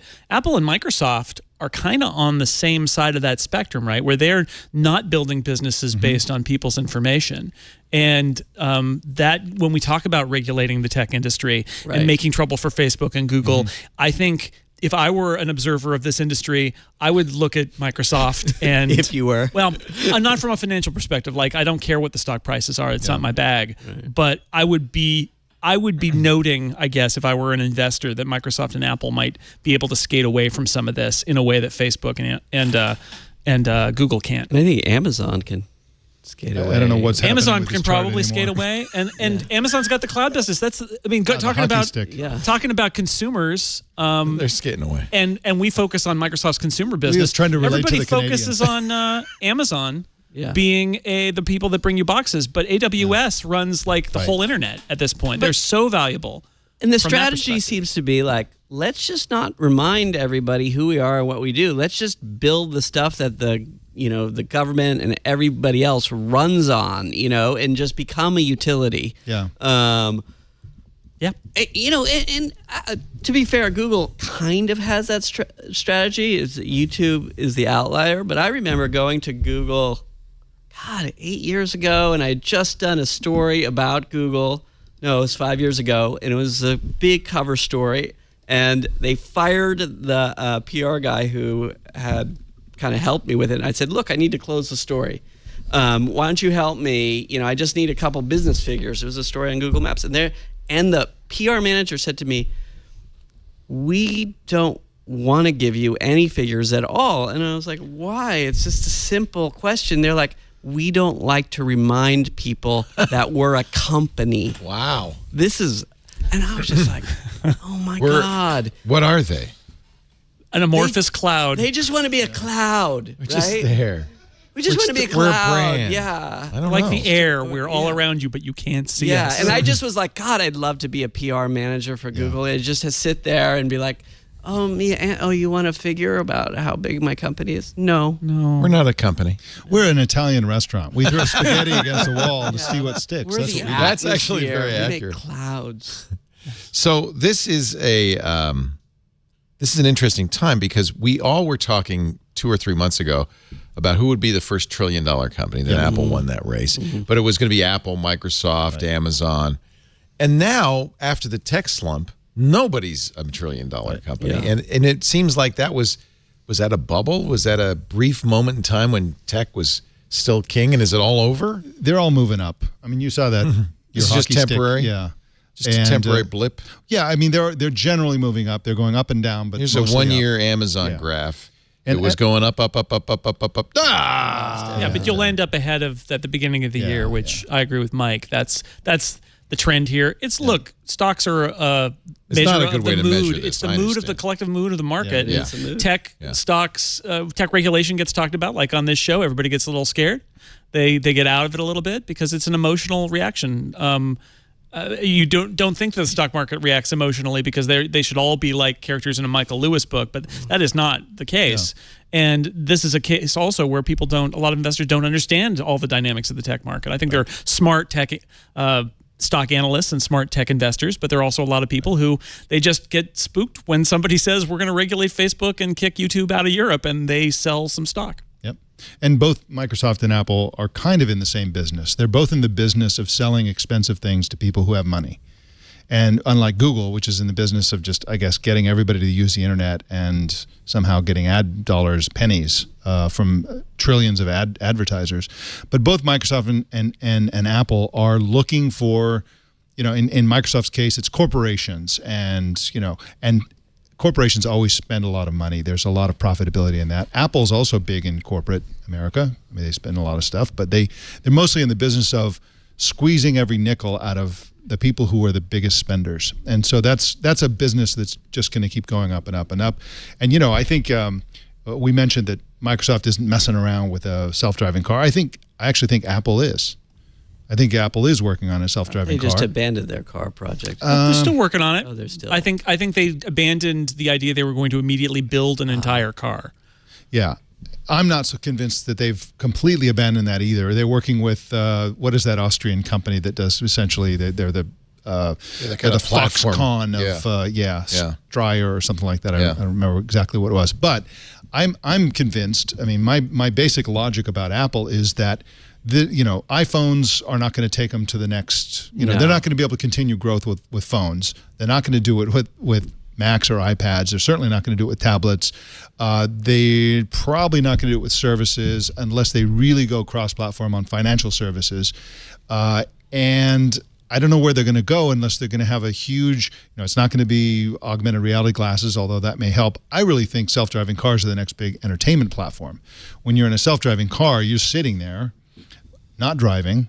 And so it's an opportunity for virtual reality, music, all this stuff that Apple's going to do. And they're not going to let anybody else own that. Nolan Bushnell agrees with you, founder of Atari. Yeah. Are you, do you think all these companies have somebody like Xingyi? No, there's only one Xingyi. This was the guy. I wonder what Xingyi's doing now that Verizon owns AOL. I doubt Xingyi's still employed. David Xingyi. I'm sure he's a digital prophet he is. somewhere. He's Oath's digital prophet now. Oh, good. So this is Xingyi, who is, by day, he says, I am Oath's digital prophet working across the globe to identify new opportunities for the business. Do you feel, though, that all these companies, Apple and everybody, need somebody like this who is just kind of thinking out of the box about what the future is going to look like? For instance, Amazon, you could almost follow the trail. Well, we sell stuff. Well, advertising. Well, wouldn't it be great if we had a captive environment where people could see our ads and shop all the time? What about a self-driving car? They'd be in a living room, and we'd be just surrounding them with ads all the time. And every time they get in the car, we'd sell $1,000 worth of goods. And then says, oh, we should be doing self-driving cars. Do you think companies, I mean, it feels like companies are doing that. They're so desperate to know what's next. I feel like there are MBAs that are doing the how do we crank up the revenue dial. Certainly that's happening at Apple. That's gray and prosaic. But I think there are also, Google X, or whatever they call it now, but it's the Alphabet the big bets. Apple has a huge R&D budget that keeps ramping up, probably because of the car stuff. I think these are all symptoms of companies that know full well that you're big today, you're going to die in 20 years. And they don't want to die. They want to be immortal. And the only way to do that is to use their enormous resources today to fund all of that research so that they can find the next big thing and transform their company. Whether they're all bets, right? Yeah. Whether they hit on it. Right. But I do think Google, especially, like Larry and Sergey, have always been obsessed with that idea of transforming their business down the road. And you see it. I think Apple does it and doesn't tell anybody because that's Apple's playbook. But they also want to continue to transform. I think a lot of the spending is that nobody wants to be caught flat-footed. So let's say it all goes toward augmented reality. A company like Apple doesn't want to be like, well, we don't know anything about it. We have no engineers. We don't have any technology. So they're working on that. I mean, augmented reality is coming for sure. I mean, I don't think anybody is questioning that. But there are other things like self-driving cars. Yes, they're definitely coming, but will they be profitable? Will people buy them or rent them? Will be like Uber? Who knows? Yeah, and you don't want to be like Apple. I think realized they don't want to be a metal bender. Right. That if they're going to be in that business, the bad end of that business is the company that's making the automobile. But they want the technology, they want the staff, and they that want can the data. do LiDAR, and exactly. And the skills that come along with it, right? I mean, the place where Apple got caught flat-footed, really, I think more than anything else, is machine learning stuff, where Google really got way ahead of them there. And I think Apple has invested a lot of money, and we don't see all of those evidence. Just in the last year or two, we see some evidence about them starting to accelerate there. But they got caught, and they hate that, right? Like, because they've got a lot of money, they've got a huge amount of cash, and one big thing you got to do is try to hedge against these places where you could get killed, because if you're too far behind and that next transition point, you will die. The best bad example was how Microsoft missed the internet. I mean, Microsoft just ruled the world in the 90s, and by the mid to early 90s, they were kind of like, we don't need the internet, we have Windows in the office, we own it all. And then the internet happened. They're like, whoops, we should have really learned about this and been ahead of this. Do you think you could get a roadmap of what a company's thinking about by looking at who they acquire? That gives you some idea. I'm looking at Apple. They acquired, I mean, it's pretty diverse. This is from Wikipedia. A chip development company, a music management platform, a music and image recognition, lenses for augmented reality, glasses, digital magazine subscription service. That's one of our sponsors, Texture, feedback platform for development teams, data science, green screen technology, tools for. I mean, that's just this year. It's really a diverse group of.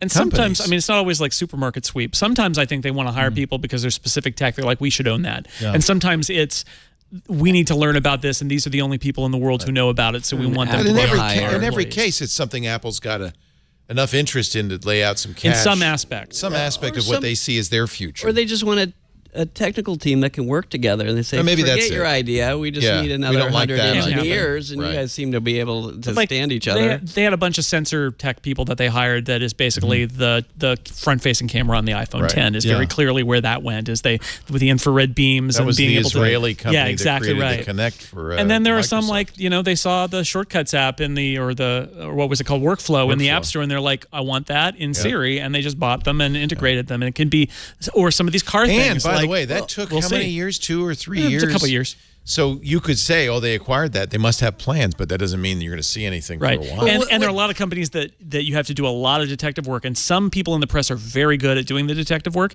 but there are totally companies that have fallen through the cracks that have been bought by Apple or Google, and you have no idea. Well, what's amazing, we're talking about tech companies getting in the car business, but there was recently some news that the car companies were getting into the tech business. Okay, so like, good luck with that, Ford. Wow. Yeah, so Ben Volko, CEO of Ontomo, which is some OEM companies, told me that by 2020, bundling and selling data from connected cars will be a massive new revenue. We know that OnStar does that today, that's a big revenue for GM. Yeah.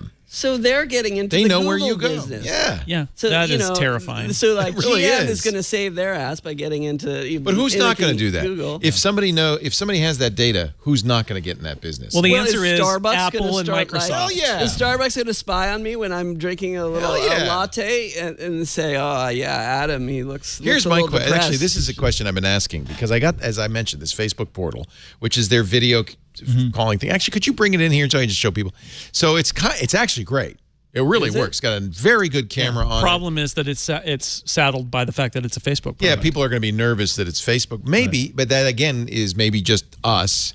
and that everybody in the flyover states is going to say, great, just what I always wanted. My wife is not tuned into tech at all, and she saw the She's aware of TV it. ad, and she said, oh, hell no. I thought those were kind of interesting. Anyway, so one thing that scared people was this idea the camera follows you around, which is dopey because a camera isn't following you around. It's not a motion camera. It's just they zoom into a portion of the real thing to be stimulates scared consciousness. It pays attention to different areas. It's got like a fisheye The real lens or thing to be something. scared of, it's got a wide-angle 4K lens that can see the entire room. So, yeah, you're only seeing what it's zoomed in on. But Mark's, and by the way, I've used, and they've provided privacy built in, a 30-cent plastic clip to cover the camera. That's a 2-cent Talk piece about, of plastic. Talk about an afterthought. You know, maybe people would worry about this camera. Why don't we include this in the package? It's just a little plastic thing that goes over the camera. But this is a very high-res camera. So here's my question. And it's the same thing people have talked about with Amazon's Echo and Google's Home. They're not. Mark wouldn't. There's no way Facebook would use the video on this camera. Obviously, no human is going to look at it, but would they maybe put some AI looking at it, looking for, say, books I read or clothes I wear or food I eat? Who's in your house? What the clothes are that they're wearing, because Facebook's person recognition actually can recognize you from the back because it knows your clothes and stuff like that. There's all kinds of data that they can use. Who's paying attention to it? So you think they would use that? Absolutely. Have you seen this picture? Tell me where it is so I can show it. It's Mark Zuckerberg. What's he doing? He puts tape over his laptop. Oh, yeah. So Mark, who doesn't, in fact, let his laptop camera see what he's up to, is putting 4K cameras, or trying to get me to pay $300 to put a 4K camera in my house. Let's not forget a piece of plastic tape. Well, I have the privacy guard. Facebook has a bad reputation that we're talking about in terms of mining all of this data in order to get information about all of us. Let's talk not to the camera. Let's not. Hey, Facebook, let's talk. Mark wants to talk to you. We have to also say they have a terrible track record at security. Yeah, and they've had it's a lots of bad data combination. breaches. Yeah. So that is another part of this is, okay, great. Do I trust Facebook as an information provider? Maybe, maybe not. Do I trust them technically to not get hacked? Maybe, maybe not. Well, here's a job for Adam. To figure out what they are doing, look at what the user agreement doesn't say they're not doing, and that's what they're doing. Guaranteed. Yeah. I mean, this is not guaranteed. But wouldn't this that might be illegal? No. What I'm saying is, the if the FTC user say, agreement, but you have a privacy. if the user agreement doesn't, and all that stuff, all the mumbo jumbo that comes along with that product, if they don't say we're not watching you, they're watching you. If they don't say they're not monetizing, I they're see. monetizing. What they don't say, they're exactly. doing. Yes. Assume the negative. And Exactly. if they update their privacy policy to remove something, they're doing yes, that. Yes. So good luck with that. And I look forward to your next book. Yeah. Valley of Evil. So it's not just Mark. I mean, everybody in tech paint tapes over their camera. That's kind of the default thing. You got to do that. And yet, I think people are putting Amazon Echo shows. There's the picture of his. This was a publicity still he did with an Instagram frame around his head. But if people looked closely at his laptop, which is a Mac, there's tape over the camera. I think that's just amazing. Yeah. But I think that's pretty common in Silicon Valley. It is. That's another thing. Maybe is there is this thought. Well, we'll protect our Mark, who says nobody needs to be private, bought all 4 houses surrounding his home for millions of dollars so that he could be private. Right. So clearly he wants privacy. But is that the Silicon Valley point of view? Is that we want it, but other people don't care. And No, I'm sorry. Go ahead, Adam. I mean, I think. Well, we're clearly in a big backlash against Silicon Valley, and I think that is the perception, to get back to this perception is reality, that Silicon Valley says, oh, no privacy is okay for you, or, don't look behind the curtain, it's all going to be fine, but in their personal lives, whether it's putting... They clearly care. Yeah, whether it's putting tape over their camera lens because they know what's going on, or sending their kids to Waldorf schools, that is the story. Right. Silicon Valley has in North different Dakota. rules. The tech elite has different rules and different standards that they apply to themselves than they applied to the rest of the world, and that's what is fueling this massive rage that I think we're just, that's out there, that elected Trump, To call back, then it sounds like Facebook's in trouble. For a long time, I was kind of on let's just buy low. Like, this is just a blip. But now, it just seems the news just gets worse and worse, and the excuses look dumber and dumber. And But where else do you go? I mean, I was a big Google Plus fan. Now that's dead in the water, with dead social network walking.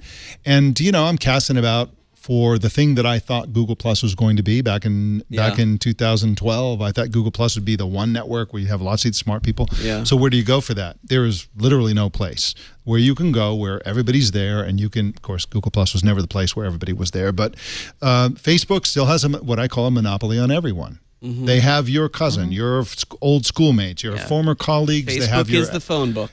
And that's why people go to Facebook. Nobody has ever liked Facebook the company. I got to say, though, I was surprised because in order to use this portal, I had to I've deactivated my Facebook account, but I had to reactivate it to set up the portal, of course, and I will deactivate it. But when I looked at Facebook, I thought, this has gotten so much worse. Yeah. I'm looking at my front page. It's a sideways picture of a memory from a year ago that I couldn't care less about. Don't show the rest because I don't want to embarrass anybody. Then it's a paste. At first, I think this is a friend of mine. The last few years have taught me when it's time to leave this body, no one can stop it. I'm starting, this is a friend of mine. And then I read, after that, copy this message on your wall. And she's copied it. In fact, her post immediately after, I'm not sure if I did this copy your wall thing right. There are all these cyber verbs that baffle me. So somebody has posted something somebody else wrote. Okay, nice. Then there's an ad for VMware Fusion. Useful. Then there's a big announcement about the Affordable Care Act enrollment period that I couldn't care less. Then there's a picture from Axios with a kid starving in Yemen. Then there's finally somebody I know and care about, Andy Inako, who's posted his close-up picture of his leftover turkey. Leftover turkey. That's what I want to read. This is not it's garbage. Attractive content. But maybe social media just is a natural thing that goes in waves, like kind of gaming, where there's always a new one because the kids are into a new thing. Unlike what we're assuming, like, there just has to be one. I'm going to predict something. Okay. I think we're going to get not merely a Silicon Valley backlash, a social media backlash. I think people are starting to realize that social media is not making them happy. It's not making them well. Yeah. It's not good for us. And people are kids especially, are going to drop out of it. It's already happening, I think. But you're right about generational stratifications. Like Instagram is younger than Facebook. Snapchat is younger than Instagram. There is presumably something underneath Snapchat that will happen that I'm not aware of yet because my youngest is 13. So, but it's going to happen, and Facebook's going to be replaced not by another Facebook, but by whatever replaces it. I will say sometimes. It ain't going to be, by the way, what was the name of the Instagram video feed? That was a flop. Remember that? IGTV? IGTV. Yeah. It ain't going to be that. Yeah, nice try. So I do wonder, the big question whenever any of us sitting at this table try to predict the future is, are we predicting the future because as tech people, we see what's coming, or are we in the tech bubble and we've missed what's coming? And that it's very hard to tell the difference. But my gut feeling is, to call it back to our previous sponsor on this episode, that private networking like Slack, where you can choose people you know and throw them in a room and let them talk to each other, and you get off of sort of like the broader public of Twitter and Facebook, is more appealing to the people I know. And so many people I know don't share on Twitter anymore, and they all just go into Slack. What about real conversations with people who are sitting across from you? Come on, Leo. Ridiculous. Well, that's great if those people are nearby. Have we found that it's so valuable to be able to talk to people geographically distributed that we're going to put up with the kind of shallow experience and the negatives that go along with that, misunderstandings and things like that go along with that? Or why not aren't there enough people around you in physical space to keep you entertained? Or maybe not. I think that's the secret to the internet, is that you find that there are lots of other people like you. They're just not next to you. With like interests, so they're not next to you. Yeah. The thing that social media gives us is that we can make a connection with somebody and retain a connection. It's not a great connection, but it's a connection. I travel all over the world. Right. We live in one country, in another country, another country, another country. And social media is the only way that we stay in touch. I get to see what they're having for dinner, what they're doing, what they're traveling, blah, blah, blah. And I feel good about that. But you did say something important. It's not a great connection. It's not a great connection. There's a lot it's of better than nothing. Which there's is a lot the of alternative. errors in that connection, misunderstandings, misinterpretations. I look at Instagram, There are no kids on the Facegram. I see the kids on the Facegram, and they're really promoting a life they're not actually leading. They're It's BS. I see a lot of that, and it doesn't make me feel good. I don't know if I see. I know you don't do that, Mike, but that's only because I know you for real. Yeah. It's And a so- kind of kind of social do. I think there's so much error introduced in that feed that it's actually maybe not healthy. No, I'm on Mike's side. You know, I remember quitting my job and moving across the country, and the only way I knew what all my friends were doing is because of the social networks. I locked myself in a room for literally 4 years, and the only way I had any connection with my friends or could do that to write this book was because of the social media. And I agree, all the flaws are there. Did you see the influencers story in the micro influencers? Yeah, was it New York Times? I think it was.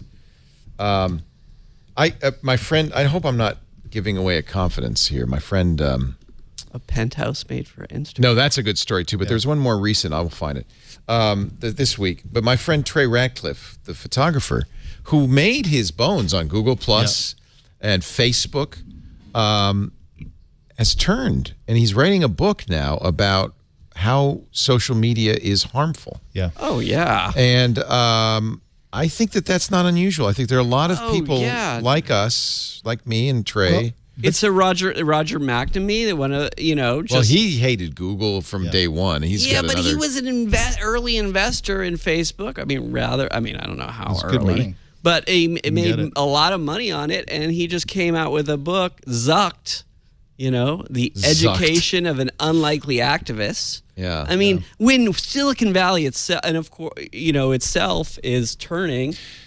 But here's what I think is happening in social media. I think there is a general slow decline in Facebook among certain types of people, and that will damage it. The biggest damage will come from companies, corporations who get sickened by the games that Facebook plays with the, when they post something, 1% get it or something like that. If they pay a lot of money, it's a few more percent. That's BS, and so corporations, they're in trouble there. With Twitter, I think that it'll always be a bastion for journalists and a lot of celebrities, and everybody else is kind of souring on it. But Instagram is interesting. I feel like Instagram is kind of ascendant right now. But what's happening, interestingly, with Instagram is that people are getting fed up with the BS on Instagram. So I see a shift actually on Instagram where people are posting kind of realer stuff and kind of unfollowing the phony baloney, look at my beautiful life stuff a little bit. And so I really think Instagram has a great future. Except for the fact that if Facebook declines too much, Facebook as a corporation is going to have to change Instagram because they own it to be more like Facebook, right? That's the danger. Because I agree with you. Why do they have to do that? Well, I mean, at some point, if Facebook declines, they got to make their money somewhere. Why don't they just change their name to Instagram? And yeah, but they're going to have to wreck the product. Presumably, it is not as monetized as it would need to be to replace Facebook. I see. Well, I mean, maybe. I don't know. I agree. All my friends are on Instagram. Yeah. Instagram's the one that I dropped it too. There's still some pleasure, but it seems like it's turning junky too. It's like read this article. So here's the article. It's turning into Paris a Martineau. This is Wired magazine. Inside the pricey war to influence your Instagram feed. She talks about a woman named Sahara Lotti who started a lash extension company, Lashify, in 2017. Her investors said, if you want to succeed, quality doesn't matter. Customer satisfaction doesn't matter. Only influencers. She was told to expect to shell out $50,000 to $70,000 per influencer just to make her company's name known. Now, this is in a particular category, lash extensions, but makeup, that kind of thing. There was no way around it. That's just how things worked. At the time, Lottie found the suggestion absurd, bordering on offensive. She thought paying some random person on the internet tens of thousands of dollars just because they had a lot of followers was beneath her, so she brushed off the suggestion. Looking back now, a year later, Lottie realizes how horribly naive she was. She may have avoided forking over cash, sure, but she ended up paying for her decision nevertheless. These people, social media influencers, charging $60,000 for one video review, which, by the way, violates FTC rules by not saying it's an ad. Right. $85,000 to publicly disparage a competitor's product. Influencers with a sizable following rarely have to purchase products in their niche. Makeup, clothing, plants, books, you name it, all come free, often delivered to the influencer's home or office in a highly Instagrammable box. It's funny that Wired is writing about this because I worked at Wired and we got everything free. I actually got off that train by insulting everybody I knew, and now nobody sends me anything. Nobody sends you anything. Yeah. But actually... Are you sure? I sent this article to Lisa. I said, we've got to reposition our advertising as influence. Yes. Yeah. We're influencers. We could charge 4 times more. Sanders Kennedy, a popular YouTuber with over 200,000 subscribers, was once offered a couple of $1,000s to leave a particular beverage on his desk while filming. He doesn't recall the brand, but says a representative told him he only needed to make sure the drink appeared within the frame to get his paycheck. And therein is the key to understanding Instagram and both its success and its nauseating qualities.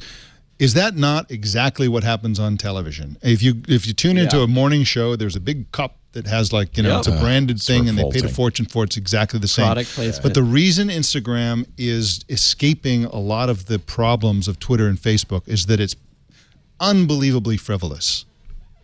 There's no place on Instagram to influence an election, for example. There's no place for, racist trolls that's why or whatever. We like it. The comments are all vacuous as can be. Yeah. The posts are just irrelevant. It's the new television. Yeah. And I think that's why it's ascendant. I think you're right. And I think, when we talk about influencers, the tech companies in Silicon Valley are the new kind of, they're finding ways to better extract rents now. Okay, it's no longer think about them as innovative, but really they're just YouTube in 2016 bought a company called FameBit. Are you familiar with FameBit? No. FameBit is an influencer's auction site. Wow. YouTube owns this. Through FameBit, YouTube has partnered with over 9,000 brands and countless influencers, generating revenue from each deal. YouTube is actually encouraging this. Here's one. Feminine hygiene tips video. Looking for the perfect influencer. Up to $10,000. At Nutriblast, so that's the name of the product. Campaign goals, target. If you're a YouTuber and you think you're right for this, you make a bid. I applied for that. They didn't. They didn't want that? No. This is YouTube owns this and promotes it. Incredible. I figure Instagram probably does something similar. FameBit posts reviewed by Wired touted potential earnings of up to $20,000 for what appeared to be a single review or video.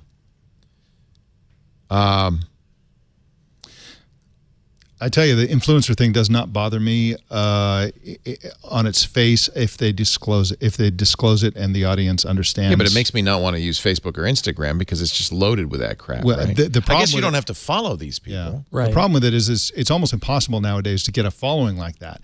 The way to get a huge following on a place like Instagram or YouTube is start like 5-10 years ago, and do everything right.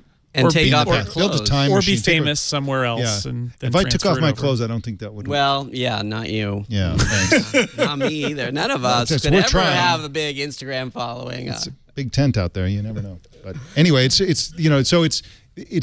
very, very difficult for somebody starting out today to get a huge following on Instagram, even if they take their clothes off. Well, maybe if they take their clothes off, you should try it, Jason. I don't know. Yeah, there's machine learning to block those Okay, pictures. I see. Okay. But yeah, the influencer economy. I mean, there was another article out there about micro-influencers. The new target is not people with huge followings, but medium-sized followings. Right. And so because they're cheaper. I'm going to be cheaper, a micro influencer. but you get 1,000 people who each have 10,000 followers or something like that, instead of the one person who has a million. And that's like Google text ads. Yes. The AdSense for social media ads, right? Where it's I don't need to buy at a big brand anymore. Right. I can just buy a huge raft of people who fit a kind of profile and their followers will see it. Yep. So anybody who wants to influence their following will get a free copy of Valley of Genius. That's right. Go. There you go. Read the Wired article because it's very sad what happens to Lashify. She gets attacked by somebody who's paid to attack her on YouTube, and it hurts her badly. And then there's a feud. It's actually a dramatic story that should be a mini series. Fortunately, Elastifice survived the whole thing. And by the way, the author's sister has been paid for promotional posts on Instagram. But that's the entry into the story, right? That's the source. That's she what we talked call to a her hot tip. she talked to her at Thanksgiving, and she said, "Hey, that's interesting. I got a story for you, I got sister. a story for you." Let's take a break. Final words. We're going to wrap this up in just a little bit. What a great panel. Jason Snell, sixcolors.com and comparable.com. Many, many podcasts on relay.fm. Uncountable podcasts. Uncountable, incomparable podcasts. Yes. And many other... It's great to be on somebody else's show. Reverse superlatives. Is that a reverse superlative if you're incomparable and uncountable? I think the idea is that you're so wonderful that you cannot be compared. Yeah. But, you know. I'm going to call that a reverse superlative. I've just invented that. That could be the name of a podcast. The reverse. Yes. Everything Laporte. could be the name of a podcast, by the way, I've discovered. Thank you for being here, Jason. It's great to have you. You survived the smoke. Yeah, and it's all cleared out now. Breathing fresh air once again. Adam Fisher, he is the author of Valley of Genius, a great book. You can get it on Amazon right now. It's interviews with the people, the hackers, the myths, the legends, and some surprising names that maybe you haven't heard of that made Silicon Valley what it is today. And, of course, he's my co-host on the Valley of Genius podcast. He's very kindly provided us with a lot of these interviews, and it's fascinating at twit.tv/VOG. And Mr. Mike Elgan, he's a gastro nomad, travels the world in search of great food, wine, and conviviality. That's right, gastronomad.net. We're doing Mexico City. We got enough people, but if we get a Twit Army couple, we did this before. I don't know if I told you this, before Provence. We said, okay, we'll squeeze in a Twit Army member, and we got a couple. I think every one of your events should have a couple from the Twit Army. I think you're right. So if somebody listening to this wants to join our Mexico event, we'll squeeze you in. I want to go. There you go. You're in the Twit Army. You're the general. I don't know if I can get away for New Year's Eve. It would be so much fun. Oh Mezcal. It's I kind of like my dream to do that. It sounds like so much fun. Well, you're always welcome. Thank you. Gastronomad.net. Go to the Experiences tab. But don't delay. That will fill soon. Our show today brought to you by Betterment. It's the smart way to manage your money. It's the largest independent online financial advisor. Now, I'm going to tell you why this is really a great way to go. They're designed to help customers build wealth, plan for retirement, achieve financial goals. You need to be saving. Everyone knows that, and you need to be investing. But you've got to do it right. For instance, when the stock market goes down, that's an opportunity not merely to buy, but also to do tax loss harvesting, a tax-efficient investing strategy that's complicated, but that's why you have Betterment on your side. They provide unlimited expert advice designed to help you make smart financial decisions. And I want to point this out. It's very important. They're a fiduciary. That's a long, complicated word that means they have to represent you. They're not incentivized to sell funds. They don't have their own investment products to sell. They make recommendations in your best interest. The other thing I love about Betterment, there are no hidden costs, no fees. Betterment is able to trade on your behalf daily, hourly, by the minute, which sometimes is necessary for tax loss harvesting, but there's no transaction fees. No matter how much money you have to invest, no matter who you are, you get everything from one low, and I mean low, transparent management fee.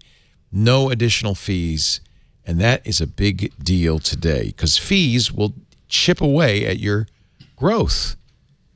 Betterment gives you constant access to information, tools that allow you to track progress towards your goals. They've got an amazing app that, by the way, you can talk to your investment advisor through the app. See, people like me, I don't want to talk to them on the phone. I want to text and I want to ask. Wants to talk to people. I don't want to talk to people. Either way, you want to talk to some there, and there are lots of people, like my mom, she wants to talk to somebody on the phone. She wants them to come to her house. Betterment. Feel like a smart, savvy investor. Now, I would always say this, investment involves risk. There's nothing perfect. Our listeners can get, especially now when the stock market's, volatile. Our listeners can get up to 1 year managed free. Find out more at betterment.com/twit. Betterment.com/twit. Betterment outsmart average. Don't get me started on my mom's investment advice. Oh, boy.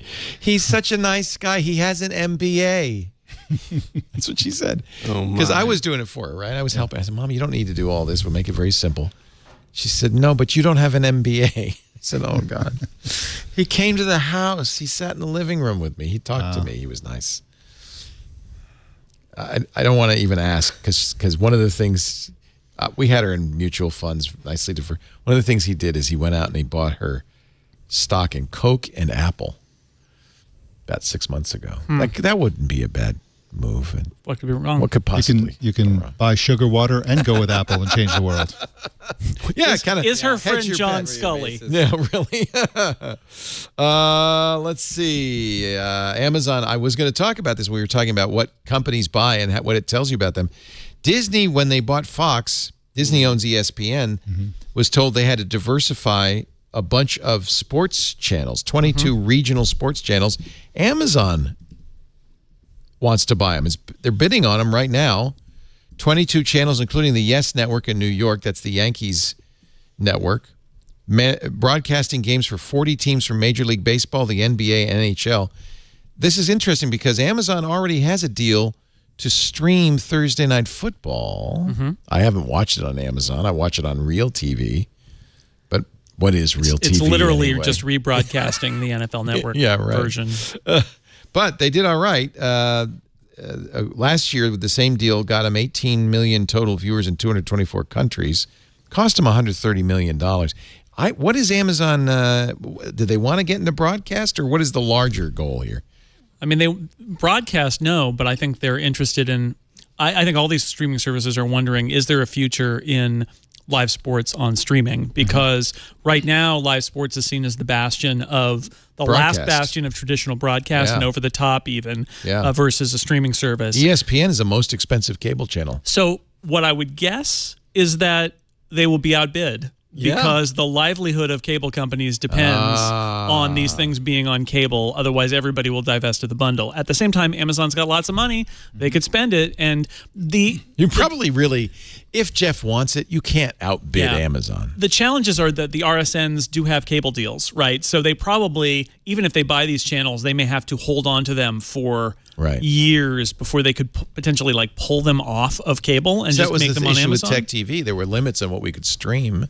Because we're a cable channel, and cable wants you to watch cable, buy cable. But they're experimenting with this, and I see why. Because like live sports is one of those things that people who want to see it are going to see it, and they will pay for cable just to get their live sports. Yeah. You know, when I was doing the book, I interviewed Jeff Skoll, who was the kind of first CEO of eBay, but then famously went down to Hollywood and now is producing, Oscar nominations, basically. And he, at the end of the interview, he was just, he just said it's just a matter of time before Silicon Valley just owns LA, owns every broadcast anything. And I just see this as another step in that direction because, as you said, no one can outbid Amazon or. Hell, Twitter, I think, would be, if they bought a live TV type of stuff would be a smart move. You're basically saying if you're a fan of this baseball or basketball team that's on this regional sports network and you want to watch most of their games, what you're going to do is just get Prime. Yeah. Or whatever, or Facebook or it's Twitter Netflix, or whatever. Or it's exactly. whatever. And that then you get it. But without it, eventually you won't get it. Yeah, there's no loyalty to the cable networks per se. God, no. There's nothing but enmity. It's just team exactly. loyalty. I like the Yankees. Now, here's another interesting thing. We were watching football on Thanksgiving, and somebody said, it's really frustrating because the networks cut away from the thing I want to see to show, the celebration dance, or I want to see the larger game so I could see the play, but instead they're focusing on the quarterback. And I said, I don't think it's going to be long before you get to choose the shot. ESPN's already experimenting with that, and that part of that is that they have multiple cable channels, right? They've got ESPN no good 2 on cable. So for the I think it was the college football championship game or something like that. They did a big game where they did everything was Like you could get the version of it that was on ESPN that had the regular announcers, and the version on ESPN2 that had the coaches who were analyzing Much it. more And they had interesting. an all 12 or all 24 view, I guess, or all I guess no 22, 12, 11, people love 11 the guys red on that, zone, which where is it's just head the cams. whole. You can see all the players, and they're just every channel had it because they figured nobody is going to be watching those channels on the night of the college football championship game, but. I kind of feel like we are on the precipice, and on streaming you could easily do Think that. what Amazon could do. Amazon's NFL broadcasts have an alternate broadcast that's paid by Amazon that does play-by-play that's separate from the I didn't know the network version that they've thrown in there. So you could have alternate audio streams, alternate video streams. We're perilously close, but it's already being experimented on. The World Series. Or one of the baseball playoff games, ESPN had 2 broadcasts, and it was literally the same broadcast, but one of them had different announcers, and they had the sort of stats-oriented and the kind of old jocks-oriented version. The stats-oriented version was amazing, by the way, a way better version. I think ESPN may have watched that and said, "Say, maybe we should change sabermetrics. Maybe we version. should change how we do our broadcasting." Wow. But they didn't have to make fans choose; they got to watch either one. I think that's something that streaming can bring to the table that cable just can't do very well. Unless you happen to have five channels who floating does, around, and you're willing to give them all 5 up. Exactly. But Amazon could. There's basically Infinite unlimited, infinite number of channels. Yeah. Infinite versions. I mean, what if you could do your version of the Super Bowl? Imagine right? a Twitch, where people are streaming the Super Bowl with their commentary. Right? Yeah. Who owns Twitch? I forgot. Oh, Amazon. Amazon. It's amazing, right? Imagine if you're in your Twitch control panel and you have access to all the cameras, and you can run your own. I switch my own Super Bowl, and you just make that out there, Leo's and it's Super Bowl. legal because you've got their ads in it. Yeah. I think that'd be. I mean, I think that's going to happen. super cool. I mean, I don't know why they well, want I to buy don't- the regional sports networks. Do you think it's going to happen? Yes. Eventually, Totally. Sure, but but the thing is, the sports. To go back to what I was saying at the beginning, sports rights so valuable because they're this last bulwark against everybody cutting the cord. Yeah. Like the Dodgers sold their rights to Time Warner Cable in L.A. for like 20 years for tens of billions of dollars. And that's the challenge in all of this is it's not the technology advancement that's going to prevent this from happening. It's the contracts. It's the lawyers. The money and the contracts, because a lot of these regional sports networks have 20-year rights deals, 30-year rights deals, and because they knew this day was coming. You know who They're doesn't have all smarter those than rights they deals? Esports. Fortnite. It's true. MMA and a lot of fighting stuff MMA. is going to streaming now because they don't have the long-term rights. Baseball, football, and basketball better be careful because they could actually put themselves out of business by holding on too tight. Baseball has done a pretty good job of, Disney bought their streaming service technology because it was so good. Right. But you're right. They are all risking because the next generation of people is not going to be using cable to watch whatever thing that they're a fan of. Right. So if they're not present on modern streaming services, that generation of fans will be gone. Baseball already is for old people, Football, Making friends everywhere he goes. Adam Fisher, ladies and gentlemen. True. The only people really like. No, Jason and I are baseball fans. Yeah, so and it's not entirely true. If you look at the financials of baseball, baseball's actually everybody always says baseball is dying, but baseball actually makes a lot of money. Well, how about football and this head injury problem they have? I mean, no mom is going to let their kid play Pop Warner unless they're in Texas, I guess. I don't know. I could see, sports being something. I can see Mike past. Elgan glazing over because he has. I avoid sports. Like Morse Geeks has no interest in handball. But I don't understand the sports ball. The sports stuff is changing for sure. I mean, this Yeah, morning so I was watching. I turned on the TV this morning, and there were live broadcasts of the English Premier League. The Bundesliga in Germany and Serie A from Italy. And it's like American sports channels are now bidding for the rights to soccer. For European soccer. Yeah. Part of that. Why? Part of it is because there are people who like soccer, Leo. I know some of us do like soccer, believe it or not. Is it a growing Latino community? I know there's a lot. I mean, that's part of it, but there's also the Americans are used to watching the best in the world, and in soccer, the best in the world don't play. Sorry, MLS don't play in America, and so they do play in Europe, and they've made those sales. But what's interesting to me about it, trend-wise, is just that is not a sport that was really on anyone's radar in the U.S., and yet there is a huge investment and some growth in it because it's a terrible TV sport. I'm sorry. It can be good and it can be bad. A little slow. Well, Anyway. it's also there's nowhere to put commercials. Well, but they've somehow the English Premier League has managed to They've be survived. billions and billions of pounds. Despite it blows that. me away what these guys So- make. It blows me away. So anyway, I think sports will always be with us, but the nature of them may change. And yeah, maybe esports is the future. My son does nothing but watch people play video games on YouTube. So Think about the generation growing up. I mean, you're going to watch. Fortnite is very engaging. To watch people play Fortnite is actually as much fun, and there's no head injuries. There might be Cheeto overdoses, but there's no head. that's you pull a hamstring getting out of the chair at the end. Oi! Ladies and gentlemen, thank you for being here this week. It has been a lot of fun. Mike Elgan, and when do you hit the road? About a week, we go back to Mexico City, and which, by the way, is just the most wonderful city. It's a big city. How's the air quality, though? It was a lot better than California was while I was there good point. recently. But it's much, much better. The e-bikes and the e-scooters have completely taken over the city. The city's very friendly for bicycling now. Every Sunday they close half the roads. I wish they would so do you can that ride here. bike. Yeah, it's really. I've become an e-bike fanatic. Yeah. I love riding e-bikes. It's so much fun. Yeah. And how the world would change dramatically. Yep. It really would. And so yeah, Mexico City is a fantastic foodie city. That's why we're doing the Gastronomad experience there. And it's great. Gastronomad.net. Last chance for one lucky twit couple to enjoy New Year's Eve in Mexico City. Tell them what they win, Leo. You've won a free wine bottle opener. Mr. Adam Fisher, you are so much fun. We love doing Valley of Genius with you. Everybody should go to twit.tv/VOG. That's the podcast. Subscribe. We just recorded a bunch more to come. I think they should buy the book too. What do you think? Let's not go crazy. No, of course. Once you If you listen to like the the show, podcast. you'll love the book. The book has it all. And it's nicely put together, too, by this guy right here, Adam Fisher, Valley of Genius, the uncensored history of Silicon Valley, as told by the hackers and the geeks who made it happen. It's really fun. Yes, sir. Thank you, Adam. It's great to have you on. Thank you. Come back soon. Yeah. In the TV version of this show, Adam Fisher will be played by Charlie Day from It's Always Sunny in Philadelphia. And thank you, Senor Gravy. I like fantasy casting. Yeah, fantasy casting. Who's going to play Jason Snell? I think Bradley Cooper as Jason Snell. Yeah, let's go with that. Sounds great.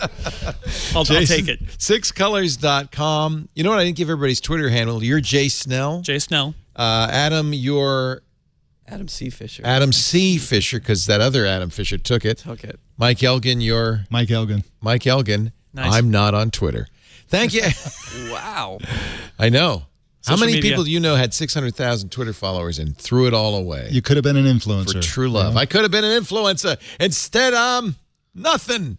We do Twit every Sunday afternoon, 3 p.m. Pacific, 6 p.m. Eastern Time, 2300 UTC. You can watch us live.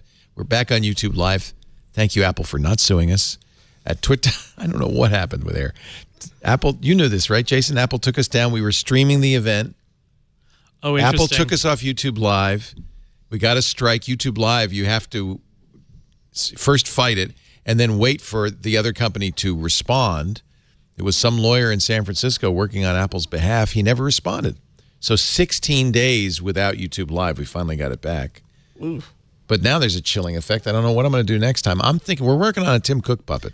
Yeah, let's do the whole thing with That's puppets. that argument about fair use, right? That It was fair use as far as I'm concerned. But Content ID nailed you. Yeah. But well, no, I don't know if it's Apple, Content Apple ID. specifically I think it was said Apple cease and nailed desist? us. Yeah, Interesting. Yeah. They don't like me. I don't know why. Interpretive dance. I Do like the whole them. event with interpretive I dance. spent much money on Apple. Interpretive dance. That would be good. Yeah. This Wear red is leotards. the thinnest iPad you have ever seen. See? Obviously, this is the way to go. It's going to work. It's going to work. If you do watch live, you That's really for the do want to be Facegram. able to comment on the Facegram at irc.twit.tv. That is our live chat room that's going on with all the people watching live together. You can also watch on demand anytime. All of our shows are at twit.tv, both audio and video for your delectation. May I make a recommendation, sir? You might want to subscribe. Pick your favorite podcast app. Subscribe to This Week in Tech, and you'll never miss an episode. Subscribe to all of them. That's what I do. I get the whole, what is it called? The Radio Leo? There's No, actually a Twit All feed, right? There's an that's Twit the all one. feed. That's if you. That's too much. I'm sorry. Yeah. Subscribe to the audio and all 3 videos. That way, you'll have your choice. But the good news is subscribing doesn't cost you anything. You don't have to listen to them all. Sure you do. Would be nice if you did, but you don't have to. So that way you're never like, oh, gosh, I've run out of Twitch shows. Like that would ever happen. Yeah. Yeah, right. Subscribe to all. Thank you, everybody, for being here. And thank you to our studio audience. If you want to be live in the studio, we'd love to have studio audience members. All you have to do is email tickets@twit.tv. Alex and Chris were here. Chris is from Toronto, Alex from San Francisco. They're both big fat geeks. And also Brian visiting from... They're quite slim, actually, Leo. Actually, they're not big or fat, but they are geeks from Coronado, right? No. Say again? Altadena. The beautiful Altadena, California. Thank you for being here. If you want me to mock you in person, just email tickets. Tickets are free. Twit.tv. Tickets are free. Mockery is extra. No, that's free too. Thanks for joining us. We'll see you next time. Another Twit is in the can. Bye-bye.